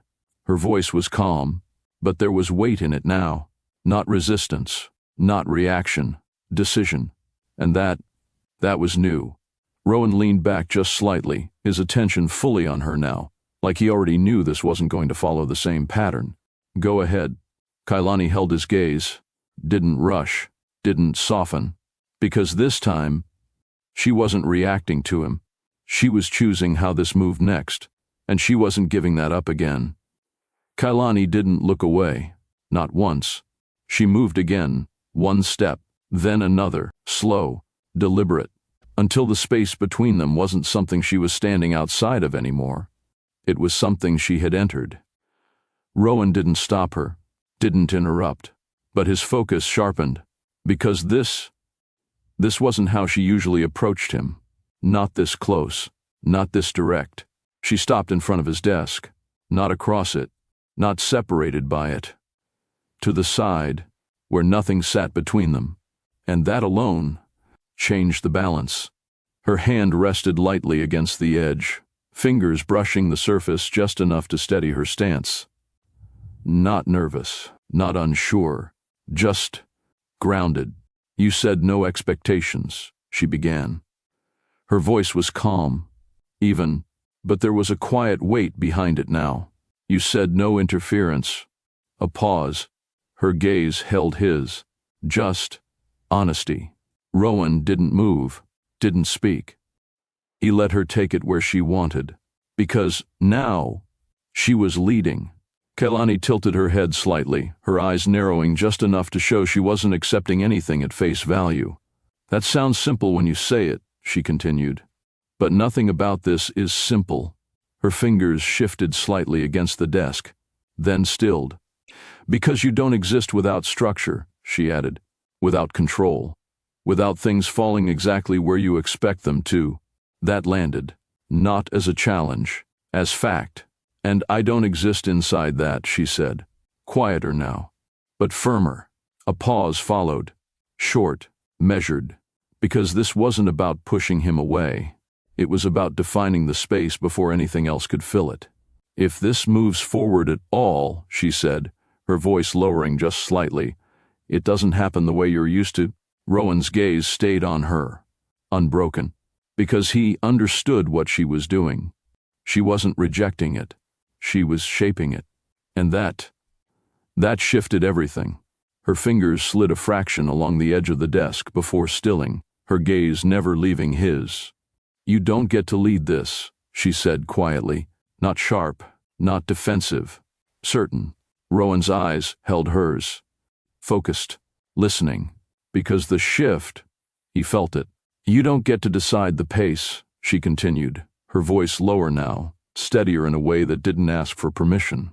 "Or when something starts, or when it ends." A pause. The space between them tightened, not physically, but in awareness. Kaelani's head tilted just slightly, her eyes studying him, not from a distance this time, but from within it. "You don't get control here."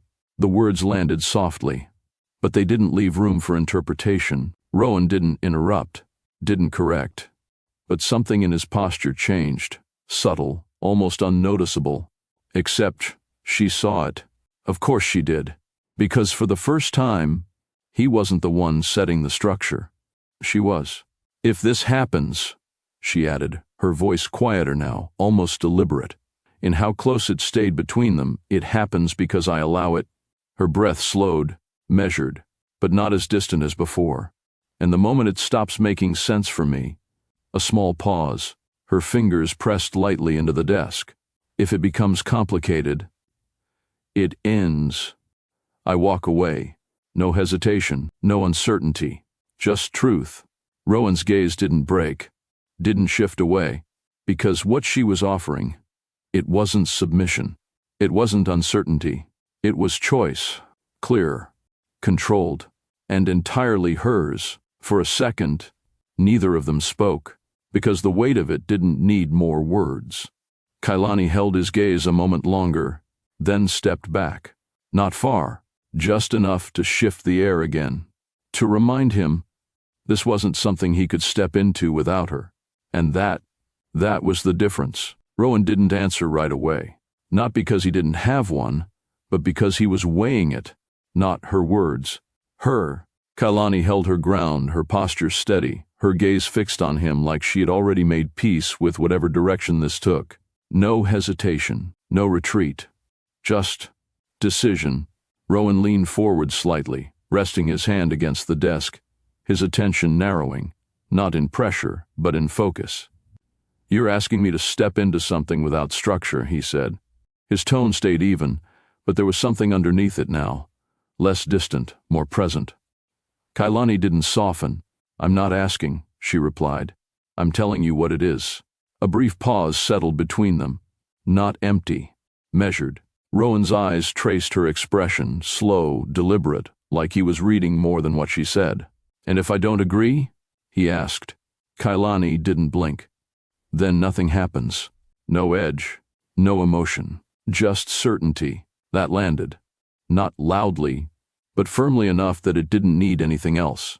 Rowan straightened slightly, his fingers brushing once against the surface of the desk before stilling again, like he had already made a decision but hadn't said it yet.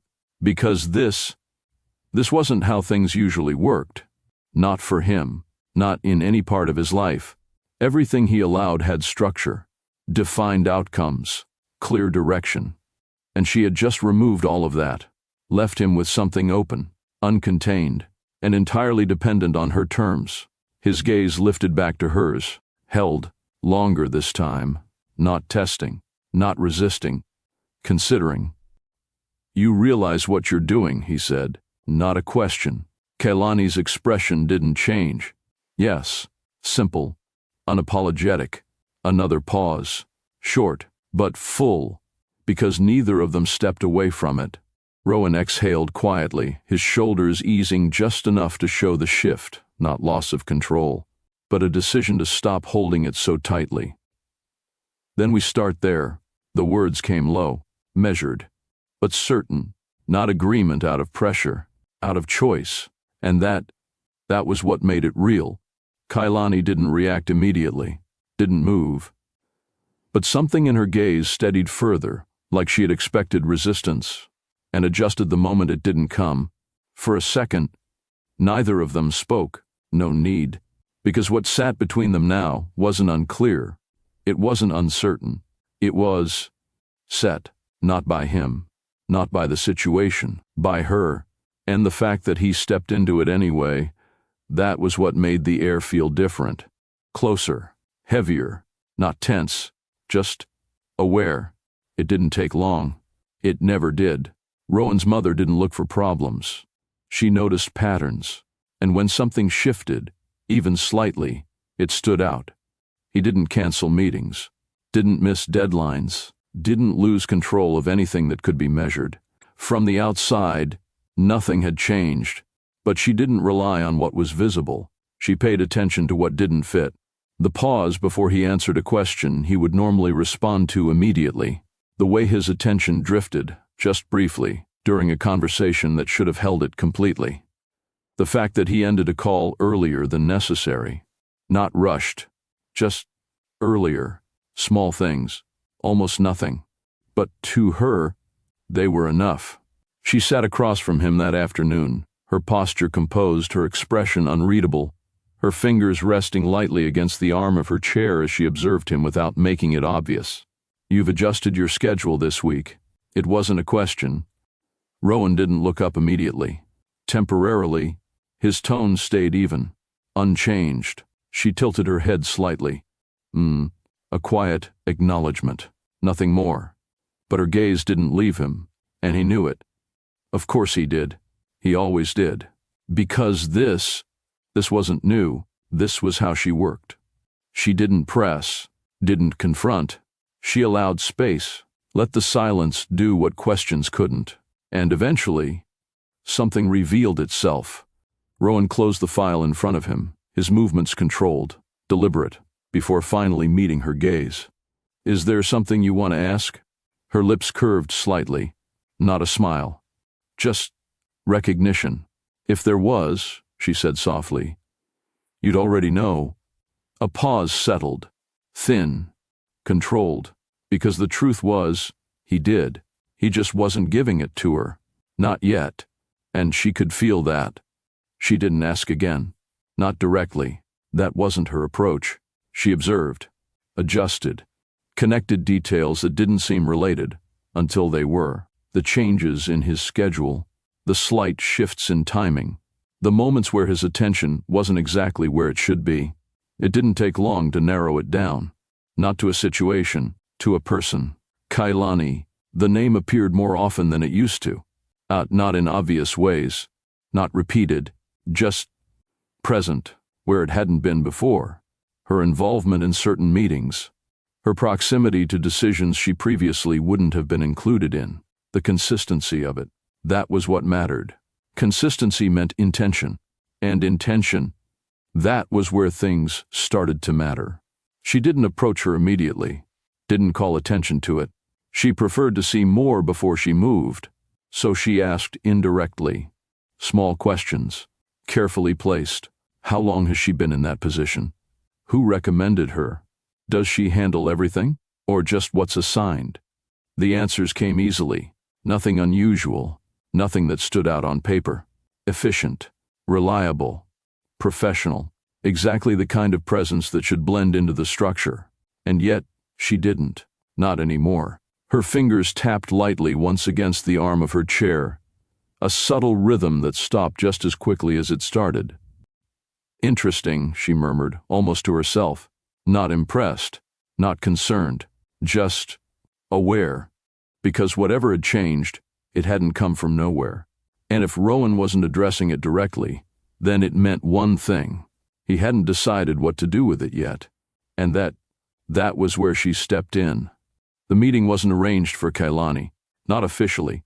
It was positioned as routine, a review, a brief alignment before the next phase of operations. Nothing that stood out. Nothing that suggested anything more. But the moment Kaelani stepped into the room, she felt it. Not discomfort, not pressure, just awareness. Rowan was already there, seated, composed, and beside him, his mother. Kaelani's steps didn't falter, didn't slow. She entered the room the way she entered every space, measured, aware, present. Good afternoon, she said. Her tone was calm, professional, uncomplicated. Rowan gave a small nod. His mother watched, not openly, not intensely, but enough. Miss Bennett, she said, her voice smooth, controlled, carrying a level of familiarity that suggested she already knew more than she should. Kaelani met her gaze. Yes, no extra explanation, no adjustment, just acknowledgement. A brief pause followed. Then, I've heard about you.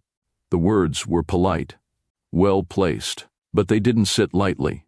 Kaelani didn't respond immediately, because statements like that, they weren't meant to be answered quickly. I would hope it's been in a professional context, she replied. Even, steady. Rowan's mother's lips curved slightly. Again, not a smile, just recognition. Of course, a pause, short, measured. Then, you seem to have integrated yourself quite efficiently. The compliment sounded right, structured, appropriate. But there was something beneath it, not disapproval, not approval either, something closer to assessment. Kaelani held her posture, didn't shift. Efficiency tends to be expected here, she said. The response landed clean. No overreach. No hesitation. Rowan didn't interrupt, but his attention had shifted, not to the conversation, to the space between them. Because this wasn't casual, and both of them knew it. Rowan's mother leaned back slightly in her chair, her gaze steady on Kaelani now, not intrusive but intentional. And before this, the question came smoothly, as if it were part of the meeting, as if it belonged there. Kaelani didn't hesitate. I worked my way into the role. Simple, accurate, but not detailed. And that was noticed. I'm sure you did, she replied softly. A pause. Her fingers rested lightly against the table, her tone remaining even. Background tends to influence how people approach environments like this. There it was. Subtle, carefully placed, not direct enough to challenge, but clear enough to mean something. Kaelani's gaze didn't shift. Adaptability matters more than background in most cases, she said. Her voice stayed level, controlled, but there was something firmer underneath it now, not defensive. Grounded. Rowan's mother studied her for a moment. Not long, just enough. And do you find this environment easy to adapt to? She asked. The question didn't rush. It lingered slightly before settling. Kaelani let a second pass, then answered. I don't approach it as something I need to fit into. A small pause. I approach it as something I can function within. That landed. Not confrontational, but not passive either. And Rowan, he noticed. Of course he did, because that wasn't just an answer. It was positioning. Rowan's mother's gaze held hers a moment longer. Then, a slight nod, not approval, not dismissal, just acknowledgement. But the test wasn't over. It had just become clearer. Nothing in the room changed, not visibly. The conversation still followed its structure. The documents still sat where they were placed. But the tone, it shifted. Rowan's mother no longer looked like she was assessing. She looked like she had already reached a conclusion. Her attention stayed on Kaelani, steady, unwavering, not intrusive, but fixed in a way that made it clear this was no longer casual. You've adapted quickly, she said. The words sounded like acknowledgement, but they didn't feel like it. Kaelani held her gaze. I do what's required. Clean, direct. No room to be interpreted. A brief silence followed. Then, that tends to be the case, his mother replied, her tone smooth, almost thoughtful, with people who understand the importance of positioning. The word lingered. Positioning, not work, not effort, something else, something calculated. Kaelani didn't interrupt, didn't respond immediately, because this wasn't a question. It was placement. Rowan remained still, his focus no longer neutral. There was a tension there now, sharper, more aware of what was happening between them. His mother continued, I find that environments like this reveal people quickly. A pause. Her gaze didn't move. They show who knows where they belong. Another beat. And who confuses access with permanence. That landed. Soft, controlled, but deliberate. Kaelani felt it. Not as offense, as direction. A line drawn without being announced. Her posture stayed steady, her voice even when she responded. I'm very clear on where I stand. No hesitation, no adjustment, just certainty. Rowan's mother studied her for a moment longer. Then, a slight tilt of her head. Not approval, not dismissal. Calculation. Clarity is useful, she said, as long as it's accurate. A pause followed, and this time, it held longer, because nothing about that line was neutral. It wasn't advice, it wasn't observation, it was a warning, carefully delivered, impossible to misread. And then, she shifted her attention away. Just like that, the moment closed, the meeting continued. But the decision had already been made, not spoken, not announced, but set. Kaelani wasn't being observed anymore. She had been marked. It didn't happen in a way anyone could point to. No announcements, no visible changes, Everything still ran the same. Meetings stayed scheduled. Decisions stayed structured. The system remained intact. But underneath it, things started to shift. Rowan's mother didn't step in directly. She didn't need to. A conversation here, a suggestion there, a quiet redirection placed in the right moment. That was enough. She knew where to apply pressure without leaving a trace. Perhaps that detail should be reviewed again, she said during a call, her tone calm, almost dismissive, like the thought had just occurred to her. It hadn't. The room adjusted, not immediately, but it did. Because when she spoke, people listened, not out of fear, out of understanding. They knew what her words meant, even when she didn't explain them.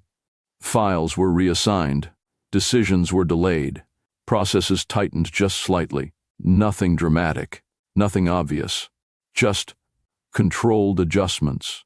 And all of it circled back, not to Rowan, to Kaelani. Not directly, never directly, but consistently enough to matter, because that was how she worked. She didn't remove people. She made the space around them less certain, until they either corrected themselves or disappeared. Rowan noticed it. Not at first, not immediately, but he felt it. The slight resistance where there hadn't been any before. The delay in responses. The need for additional approvals that didn't used to exist.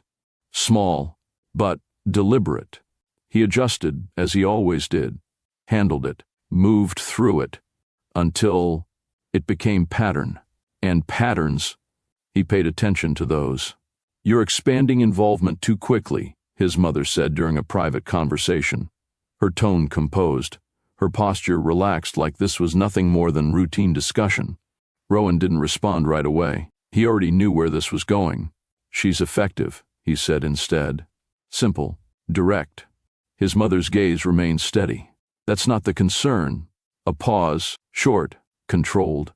Efficiency doesn't always align with long-term positioning. There it was. Not criticism, not rejection, something more precise. Reputation, structure, image, things that didn't need to be explained to him, because he had been raised inside them. Rowan leaned back slightly, his jaw tightening, not visibly, but enough to register. "You're making it one," he said.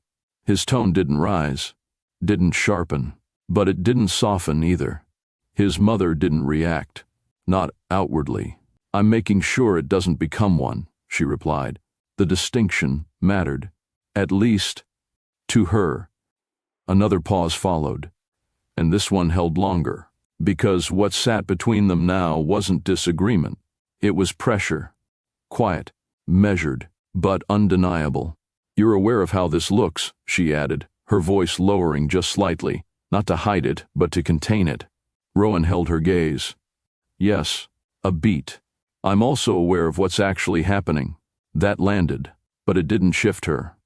Because she wasn't arguing reality, she was shaping it. And that was where her control stayed strongest.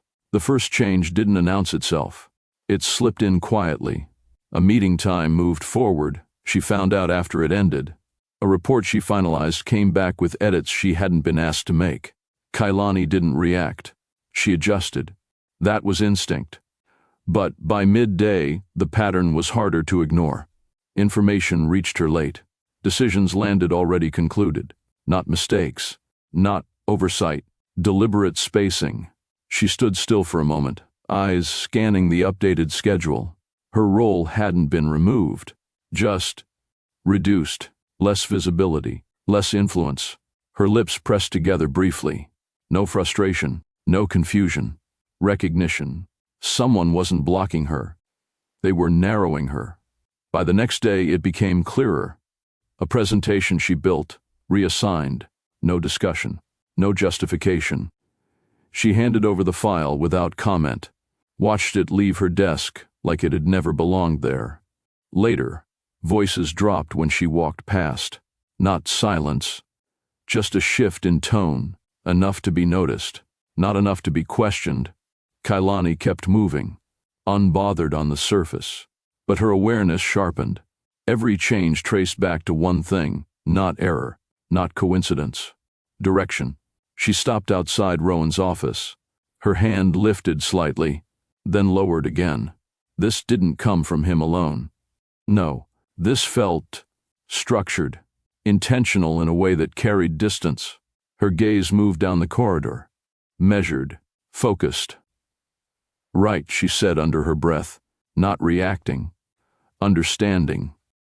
This wasn't confrontation, it was repositioning, and someone very deliberate was behind it. She sat at her desk reviewing a document that didn't require that much attention. But her eyes hadn't moved from the same line in seconds. Not distracted, not overwhelmed, just aware of how carefully she now had to exist inside this environment. Her fingers tapped lightly once against the paper, then stilled. Because this wasn't pressure she could confront. There was no one to call out, no mistake to correct, no moment she could hold on to and say, "This is where it started." It was everywhere. Subtle, consistent, controlled, and that made it harder to fight. A quiet breath left her lips. Barely there. "You're good," she murmured, not impressed, not intimidated, just acknowledging it. Because whoever was behind this understood structure, understood timing, understood exactly how far to go without being seen. Kaelani leaned back slightly in her chair, her gaze lifting, not searching, not scanning, just settling. Because reacting too quickly would be a mistake, and she didn't make those. Her posture straightened again, composed, intentional, but beneath that, something had changed. Not her control, not her awareness, her position. And for the first time since she walked into this world, it felt like she was standing inside something designed to close in slowly. Not enough to break her, just enough to test how long she could hold her ground. The event wasn't loud. It didn't need to be.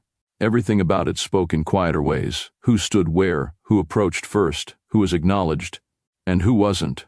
Kaelani paused just outside the hall, her fingers brushing the handle lightly before she pushed the door open. Inside, control. Every movement measured, every conversation placed. This wasn't just a dinner, it was positioning. And if you've ever walked into a room where you had to prove you belonged without saying a word, you already know how this feels. Quick pause. If you've ever been in that kind of space, comment "I felt that," and don't forget to like this video. It really helps push stories like this out to more people. Kaelani stepped in. No hesitation. Her posture aligned, her expression calm. Nothing about her revealed what had been building over the past few days. Because here, you didn't show pressure. You absorbed it. Her eyes scanned the room. Then, Rowan, already in place, already engaged, already exactly where he was expected to be. For a brief second, he looked up. Their eyes met. No reaction, no acknowledgement anyone else could read. But something passed. Quick, unspoken. And then, gone. Kaelani didn't move toward him. Not yet. Instead, she blended into the space, exchanging brief words where necessary, her tone controlled, her presence steady. Because tonight wasn't about standing out. It was about not being removed, even if she could already feel that something had shifted. She didn't rush it. She never did. Rowan's mother entered the conversation like she belonged there, because she did. The energy adjusted the moment she stepped in. Not obvious, but real. Kaelani felt it before she turned. "Ms. Bennett." Her voice carried just enough warmth to be polite, just enough distance to mean something else. Kaelani met her gaze. Yes, a small smile from the older woman. Refined, controlled. "I've been hearing your name quite often lately." The people around them stayed engaged, but not fully, listening without looking. That was how influence worked here. Kaelani inclined her head slightly. "I've been involved where necessary. Clean, safe, expected." A nod. Then, "That level of visibility can be interesting," his mother said. "Especially when it develops so quickly." The words didn't interrupt the room. They settled into it, and changed it. A subtle shift in posture from someone nearby. A glance that lasted half a second longer than it should have. That was all it took. Because in rooms like this, You don't need to be accused. You just need to be questioned. Let me ask you something. Have you ever been in a situation where someone didn't attack you directly, but still managed to make everyone see you differently? Drop. I see it in the comments if you've experienced that. Kaelani held her ground. Didn't rush. Didn't react too quickly. I'm careful with what I take on, she said. Her voice steady, even. It landed well, but not enough to undo what had already been placed. Rowan's mother's gaze remained on her. Calm, composed. Of course, she replied. Adaptation is valuable. A pause. Then, though it can sometimes give the impression of overreaching, there it was. Soft, precise, final. And this time, the shift in the room didn't need to be imagined. It was there. The shift didn't go unnoticed, not by Kaelani, not by the room, and definitely not by Rowan. He had been watching, not openly, but enough to understand exactly what was happening. His gaze moved between them, his expression controlled, unreadable to anyone who didn't know him. But Kaelani, she knew. She felt it. That moment where he could step in, could correct it, could say something that would reset the tone. And for a second, it looked like he might. His attention sharpened, his posture adjusting just slightly, like he was about to speak. Then, nothing. Not silence by accident. Silence by choice. He didn't interrupt, didn't redirect, didn't defend. And it wasn't loud. It didn't create a scene. But somehow, that made it worse. Because in that kind of room, what you don't say carries more weight than what you do. Kaelani didn't look at him immediately. She didn't need to. She already felt the absence, felt the space where his voice should have been. And that was enough. You know that feeling? When someone could have spoken for you, but didn't? Yeah. Stay with that. And if this is hitting, just tap the like button quietly. You don't even have to think about it. The conversation moved on, as if nothing had happened. As if the moment hadn't just shifted something that couldn't be undone. But Kaelani, she stayed still for half a second longer than necessary, not frozen, not shaken, just registering it. Because now, this wasn't just about his mother. It wasn't just about the room. It was about him and what he chose when it mattered. Kaelani finally looked at him, not sharply, not accusing, just directly. And Rowan, he met her gaze. Of course he did. For a brief second, everything else faded. The room, the conversations, the presence of everyone watching without watching. It narrowed down to that one moment, that one look, and she saw it. Not confusion, not indifference, awareness. He knew. He knew exactly what that silence had done, but he didn't step forward to fix it. Didn't try to explain it away, didn't even soften it. And somehow, that made it clearer. Kaelani's expression didn't change, not outwardly, but something behind it.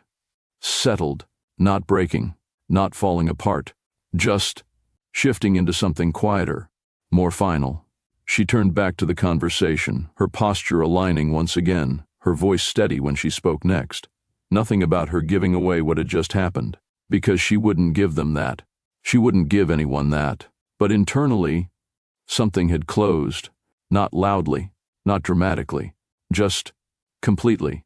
Because that's what this was. Clarity, not about the situation, not about the room, about him, and where he stood when it mattered most. The rest of the evening continued. Conversations flowed, glasses touched lightly, laughter rose in controlled bursts. Never too loud, never out of place. Nothing broke. That was what made it worse. Because everything still looked intact. Kaelani moved through it the same way she had at the beginning. Composed, measured, present where she needed to be. No one would have seen the difference. No one would have known. But internally, something had shifted into place. Not confusion. Not hurt in the way most people would recognize. Something quieter. More precise, understanding.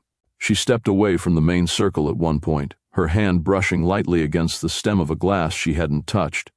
her gaze settling somewhere just beyond the room without really focusing. Because now, everything made sense. The slow adjustments, the narrowing of her role, the way space had been created around her without anyone acknowledging it, the way his mother spoke, and how easily the room followed. This wasn't random. It wasn't personal in the way emotions made things messy. It was structure, designed, maintained, protected, and she had stepped into it like it was something she could move through. Her lips pressed together briefly, her breath steady, controlled. Right. The word barely left her mouth, but it held, because the realization didn't come with resistance. It didn't come with denial. It came clean, undeniable. She hadn't been pushed out, not yet, but she had been placed. And the difference between those two things, it mattered, because placement meant something else. It meant she had been allowed in only as far as the structure could tolerate, no further. Her gaze shifted slightly, not searching for Rowan this time, not needing to, because what she needed to understand, she already did. This wasn't a situation she could outwork, or outthink, or slowly reshape over time. This was a system that had already decided what it would accept and what it wouldn't. And for the first time since she entered that world, Kaelani saw it clearly. Not the opportunity, not the position, the boundary. Her fingers loosened slightly against the glass before she stepped back, placing it down untouched. Because now, there was nothing left to question, nothing left to misread. She hadn't stepped into something uncertain. She had stepped into something controlled, and she had mistaken access for possibility. A quiet breath left her, steady, almost calm, because once you understood something fully, it stopped confusing you. It just settled, and the truth was simple. She hadn't lost, not yet, but she finally understood the rules, and they had never been written for her to win. The next morning didn't carry tension. That was the difference, just clarity. Kaelani moved through her apartment with quiet precision, getting ready the same way she always did. Nothing rushed, nothing delayed, no sign of what had settled the night before. Because she wasn't reacting. She had already decided. By the time she stepped into the office, everything felt familiar again. The structure, the rhythm, the unspoken hierarchy that shaped every interaction. And for the first time, she wasn't trying to fit into it. She walked to her desk, placed her things down, and began working without pause. No scanning the room, no reading the shifts around her, no adjusting, just doing what was required. Clean, efficient, detached. The difference was subtle, but real, because she wasn't holding space for anything beyond that anymore. Not for tension, not for possibility, not for him. Rowan noticed it before anyone else did. Not in what she said, but in what she didn't. Kaelani moved through the day without deviation. Every task completed. Every response precise. Every interaction minimal. No tension. No edge. Just distance. He approached her desk mid-afternoon, his steps controlled, his presence enough to shift the air around her slightly. Kaelani, she looked up. Calm. Focused. Yes? No hesitation, no guarded tone, just acknowledgement. Rowan held her gaze for a moment like he was measuring something that didn't present itself easily. You weren't at the follow-up this morning. A simple statement, not accusatory, not light either. I wasn't required, she replied. Clean. Nothing added. A pause followed. He didn't move, didn't redirect. And yesterday? He asked. That one. That carried more. Kaelani didn't look away. I was present. No defense, no explanation of what happened, no attempt to revisit it. She wasn't giving him anything to work with, and that wasn't like before. Rowan's jaw tightened slightly. Not frustration, something closer to resistance, because this version of her didn't meet him halfway, didn't engage, didn't react. That's all? He asked. The question came quieter, more deliberate. Kaelani held his gaze for a second longer. Yes, and that was it. No follow-up, no emotion behind it, Just an answer that closed the space he was trying to open. Rowan stayed there for a moment longer, then stepped back. Not because he was dismissed, but because there was nothing left to hold on to. And Kaelani, she had already returned to her work. Like the conversation hadn't needed anything more. He didn't leave. Not immediately. Rowan paused beside her desk, his presence still there, quiet, waiting. Kaelani, this time, lower. She stopped typing. Looked up. No tension. No softness either. Just still. If something's changed, he said, you're going to say it, not a question. She held his gaze for a second. Then, it has. Simple. Rowan's focus tightened. What? Kaelani closed the file in front of her. Slow, intentional, then stood, not rushed, not dramatic, just enough to face him fully. You remember what I said? She asked. His expression didn't shift. I remember. A pause. Then she gave it back to him. Clean. Word for word. If it becomes complicated. Her voice stayed even. I walk away. No emphasis. No emotion.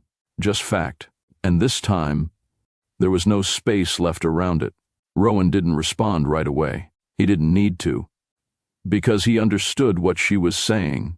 Not the words. The shift behind them. This wasn't the same tone. Not the same space. Not something open anymore. Kaelani held his gaze. Steady. Unaffected. I meant it, she said. Quiet. Clear. No space for interpretation. A brief pause. Then, I still do. Nothing in her expression moved. No anger.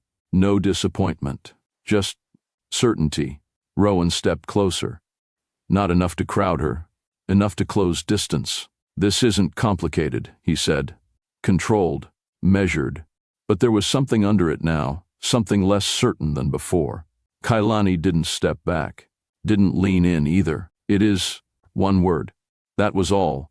And somehow, it carried everything. The pressure, the interference, the silence he chose the night before. All of it. Rowan's jaw tightened slightly. Because now, this wasn't something he could adjust, or manage, or control. Kaelani reached for the file on her desk, picking it up with calm precision before placing it aside. A small movement, but it said enough. I'm not arguing this, she added. Still calm. Still level. I'm just following through, and that was what made it real. Rowan didn't move.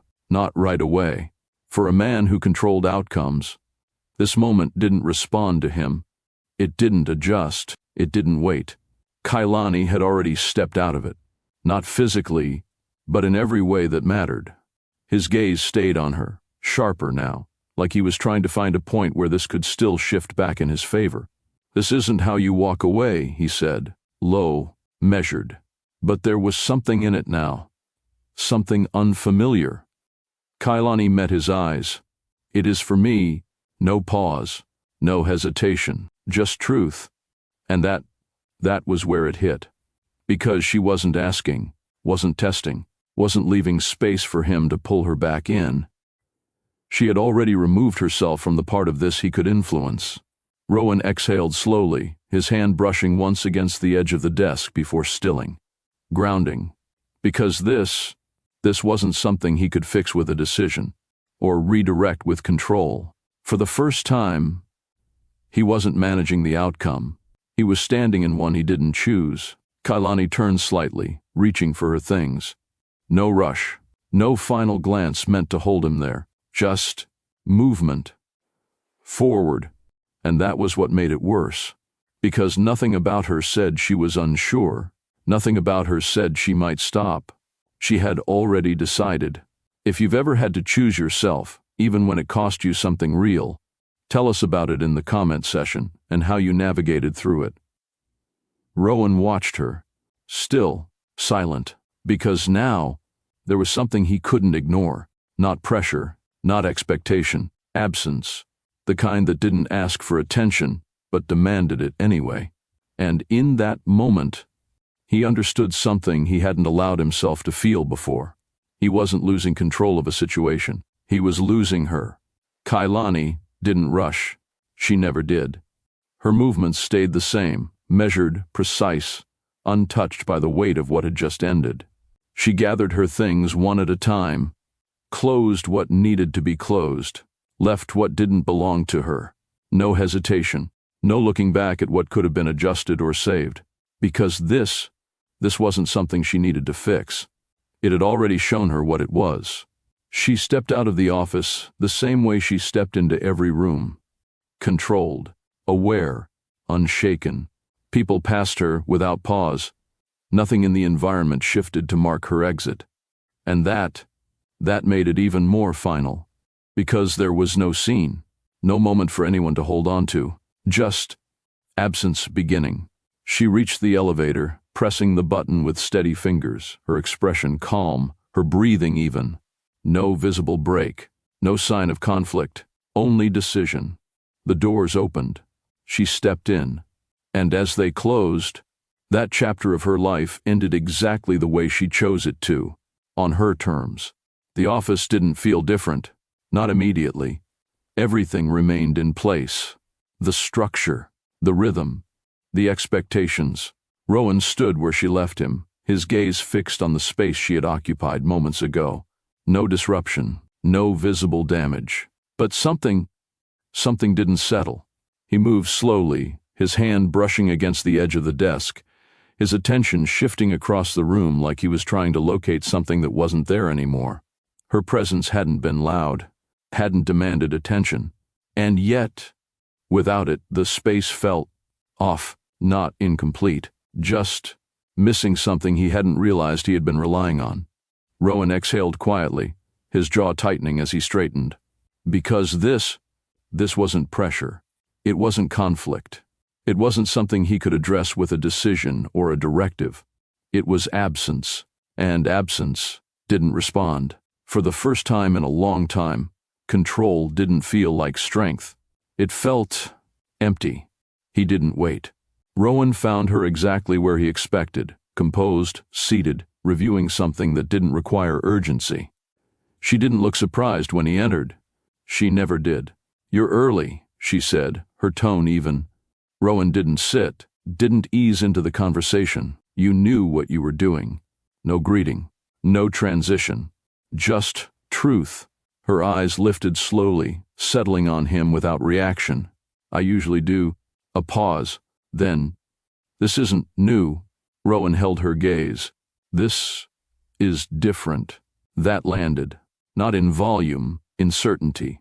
For a second, neither of them moved. Because this wasn't their usual dynamic. He didn't redirect, didn't soften, didn't step around it. "You made it a problem," he continued. "You put pressure where it didn't exist." Her posture remained composed, her attention steady. "I clarified what was already developing, controlled, precise, like it had been necessary." Rowan's jaw tightened. "No," he said. "You decided it needed to stop." Silence. Not long, but full. Because for the first time, he wasn't adjusting to her. He was standing against her, and she felt it. She set the file aside, carefully, not rushed, not reactive, then gave him her full attention. "Let's not reduce this to something personal," she said. Calm, measured, but there was something firmer underneath it now. "This isn't about preference." A pause. "It's about position." Rowan didn't move, didn't interrupt. She continued. "You've spent years building something that holds weight," she said. "Not just financially, structurally, strategically, each word placed, intentional. And you're willing to compromise that for someone who doesn't belong in it?" The line didn't rise, didn't sharpen, but it cut. Rowan's expression hardened slightly. "You don't get to decide that." His voice stayed low, controlled, but it didn't bend. And for the first time, there was resistance she couldn't redirect. Her gaze didn't leave him. "If you choose her," she said, her tone unchanged, "you don't just lose me, Rowan." A small pause. "Then, you lose everything that comes with this name. No emotion, no exaggeration, just consequence. Clear, defined, final." The room didn't shift. But the weight of that, it settled. Because this wasn't manipulation. It was leverage, and she had just placed it on the table. Have you ever had to choose between what you've built and what you actually wanted? That kind of choice, it's never simple. Do you think Rowan should have confronted his mother much earlier and stood up for Kaelani? Let us know what you think. Rowan didn't respond immediately, not because he didn't have an answer, but because for once, the answer came without calculation. His gaze held hers, steady, unmoved. If that's the cost, he said, then I'll take it. No hesitation, no adjustment, just decision. And that was new. His mother studied him for a moment, not surprised, not impressed, just noting it, because this version of him she hadn't seen before. But it didn't change her position, not yet. Rowan turned before she could respond again. No need to extend it. No need to soften what had already been said, because for the first time, he wasn't choosing control. He was choosing something else, and he moved on it, immediately. The office felt different now, not because anything had changed, but because he had. Rowan stepped through it with purpose, his attention fixed, his pace steady as he reached her desk. Empty, no files, no trace of her presence beyond what the space used to hold. He didn't stop, didn't hesitate. He turned, moved toward the exit. Because she wouldn't be here. Not waiting, not lingering. That wasn't who she was. The elevator. He pressed the button once. Waited. The seconds stretched longer than they should have. Then the doors opened. He stepped in. Alone. Outside. The city moved the same way it always did. Unaware. Unchanged. Rowan stepped out, his gaze scanning once. Sharp, searching, focused. But she wasn't there. Of course she wasn't. Because Kaelani didn't leave space behind for people to follow. She made her decisions, and stood by them. Rowan exhaled slowly, his jaw tightening just slightly as the realization settled in fully. Not frustration, not regret in the way most people would feel it. Something quieter. He had chosen. Finally. Clearly. Without hesitation. And it hadn't been enough. Because she had already done the same. Earlier. Without waiting for him to catch up. His gaze lowered briefly, then lifted again. Steady. Because this wasn't the end of something uncertain. It was the result of something he had understood too late. Control had always protected him, built his world, maintained everything around him, but for the first time in his life, it had cost him something he actually wanted to keep. The city carried on, uninterrupted, but somewhere beyond it, Kaelani moved forward, not looking back, not waiting, just gone. And for the first time, that absence stayed with him. Rowan didn't go back inside, not after standing there, not after realizing she wasn't anywhere he could reach by staying still. The city moved around him, cars passing, voices blending into the distance, but none of it held his attention. Because for once, he wasn't calculating his next move. He was following it. He pulled out his phone, paused, scrolled once, then stopped. Her contact sat there, unchanged, like everything else in his world. Except it wasn't. His thumb hovered over it for a second, then lowered. No, calling wasn't enough. That wasn't how she worked. She wouldn't pick up just because he asked. He slipped the phone back into his pocket, his jaw tightening slightly as he turned and started walking. Not aimlessly, not uncertain. He knew where to go. The building wasn't impressive, not designed to be. No doorman, no polished entrance, just quiet, simple, and real. Rowan stepped inside without hesitation, his gaze moving once across the space before heading straight toward the elevator. No second guessing, no pause. Because this wasn't about control anymore. It was about reaching her before the distance became something permanent. The elevator doors opened. He stepped in, alone, again, but this time, it didn't feel the same. Kaelani had just turned away from the window when she heard it. A knock. Not loud, not rushed, but deliberate. Her steps slowed, just slightly, because she didn't expect anyone. Didn't leave space for anyone to come after her. Another knock. Same rhythm. She stood still for a second. Not frozen, just deciding. Then she walked toward the door, her hand resting lightly against the handle before she opened it, and there he was, Rowan, standing in a space that didn't belong to him, looking at her like this wasn't something he had planned, but something he had chosen anyway. Neither of them spoke immediately, because the moment didn't need it. Kaelani's expression didn't shift. Not surprise, not resistance, just awareness. You found me. Her voice was calm, even. Rowan held her gaze. I wasn't trying to. A pause. Then, I knew where to go. That landed, not as control, as intention. Kaelani didn't step aside, didn't invite him in, but she didn't close the door either. And that was something. You said you'd walk away, he added, his voice lower now, less controlled than before. Kaelani's fingers tightened slightly against the door. I did. No apology, no explanation, just truth. Rowan took a small step forward, not crossing into her space, but close enough to make the distance matter. And I said I'd take the cost. A pause. His gaze didn't leave hers. I meant that too. The words stayed there, between them, not forced, not rushed, just present. Kaelani looked at him for a second longer this time.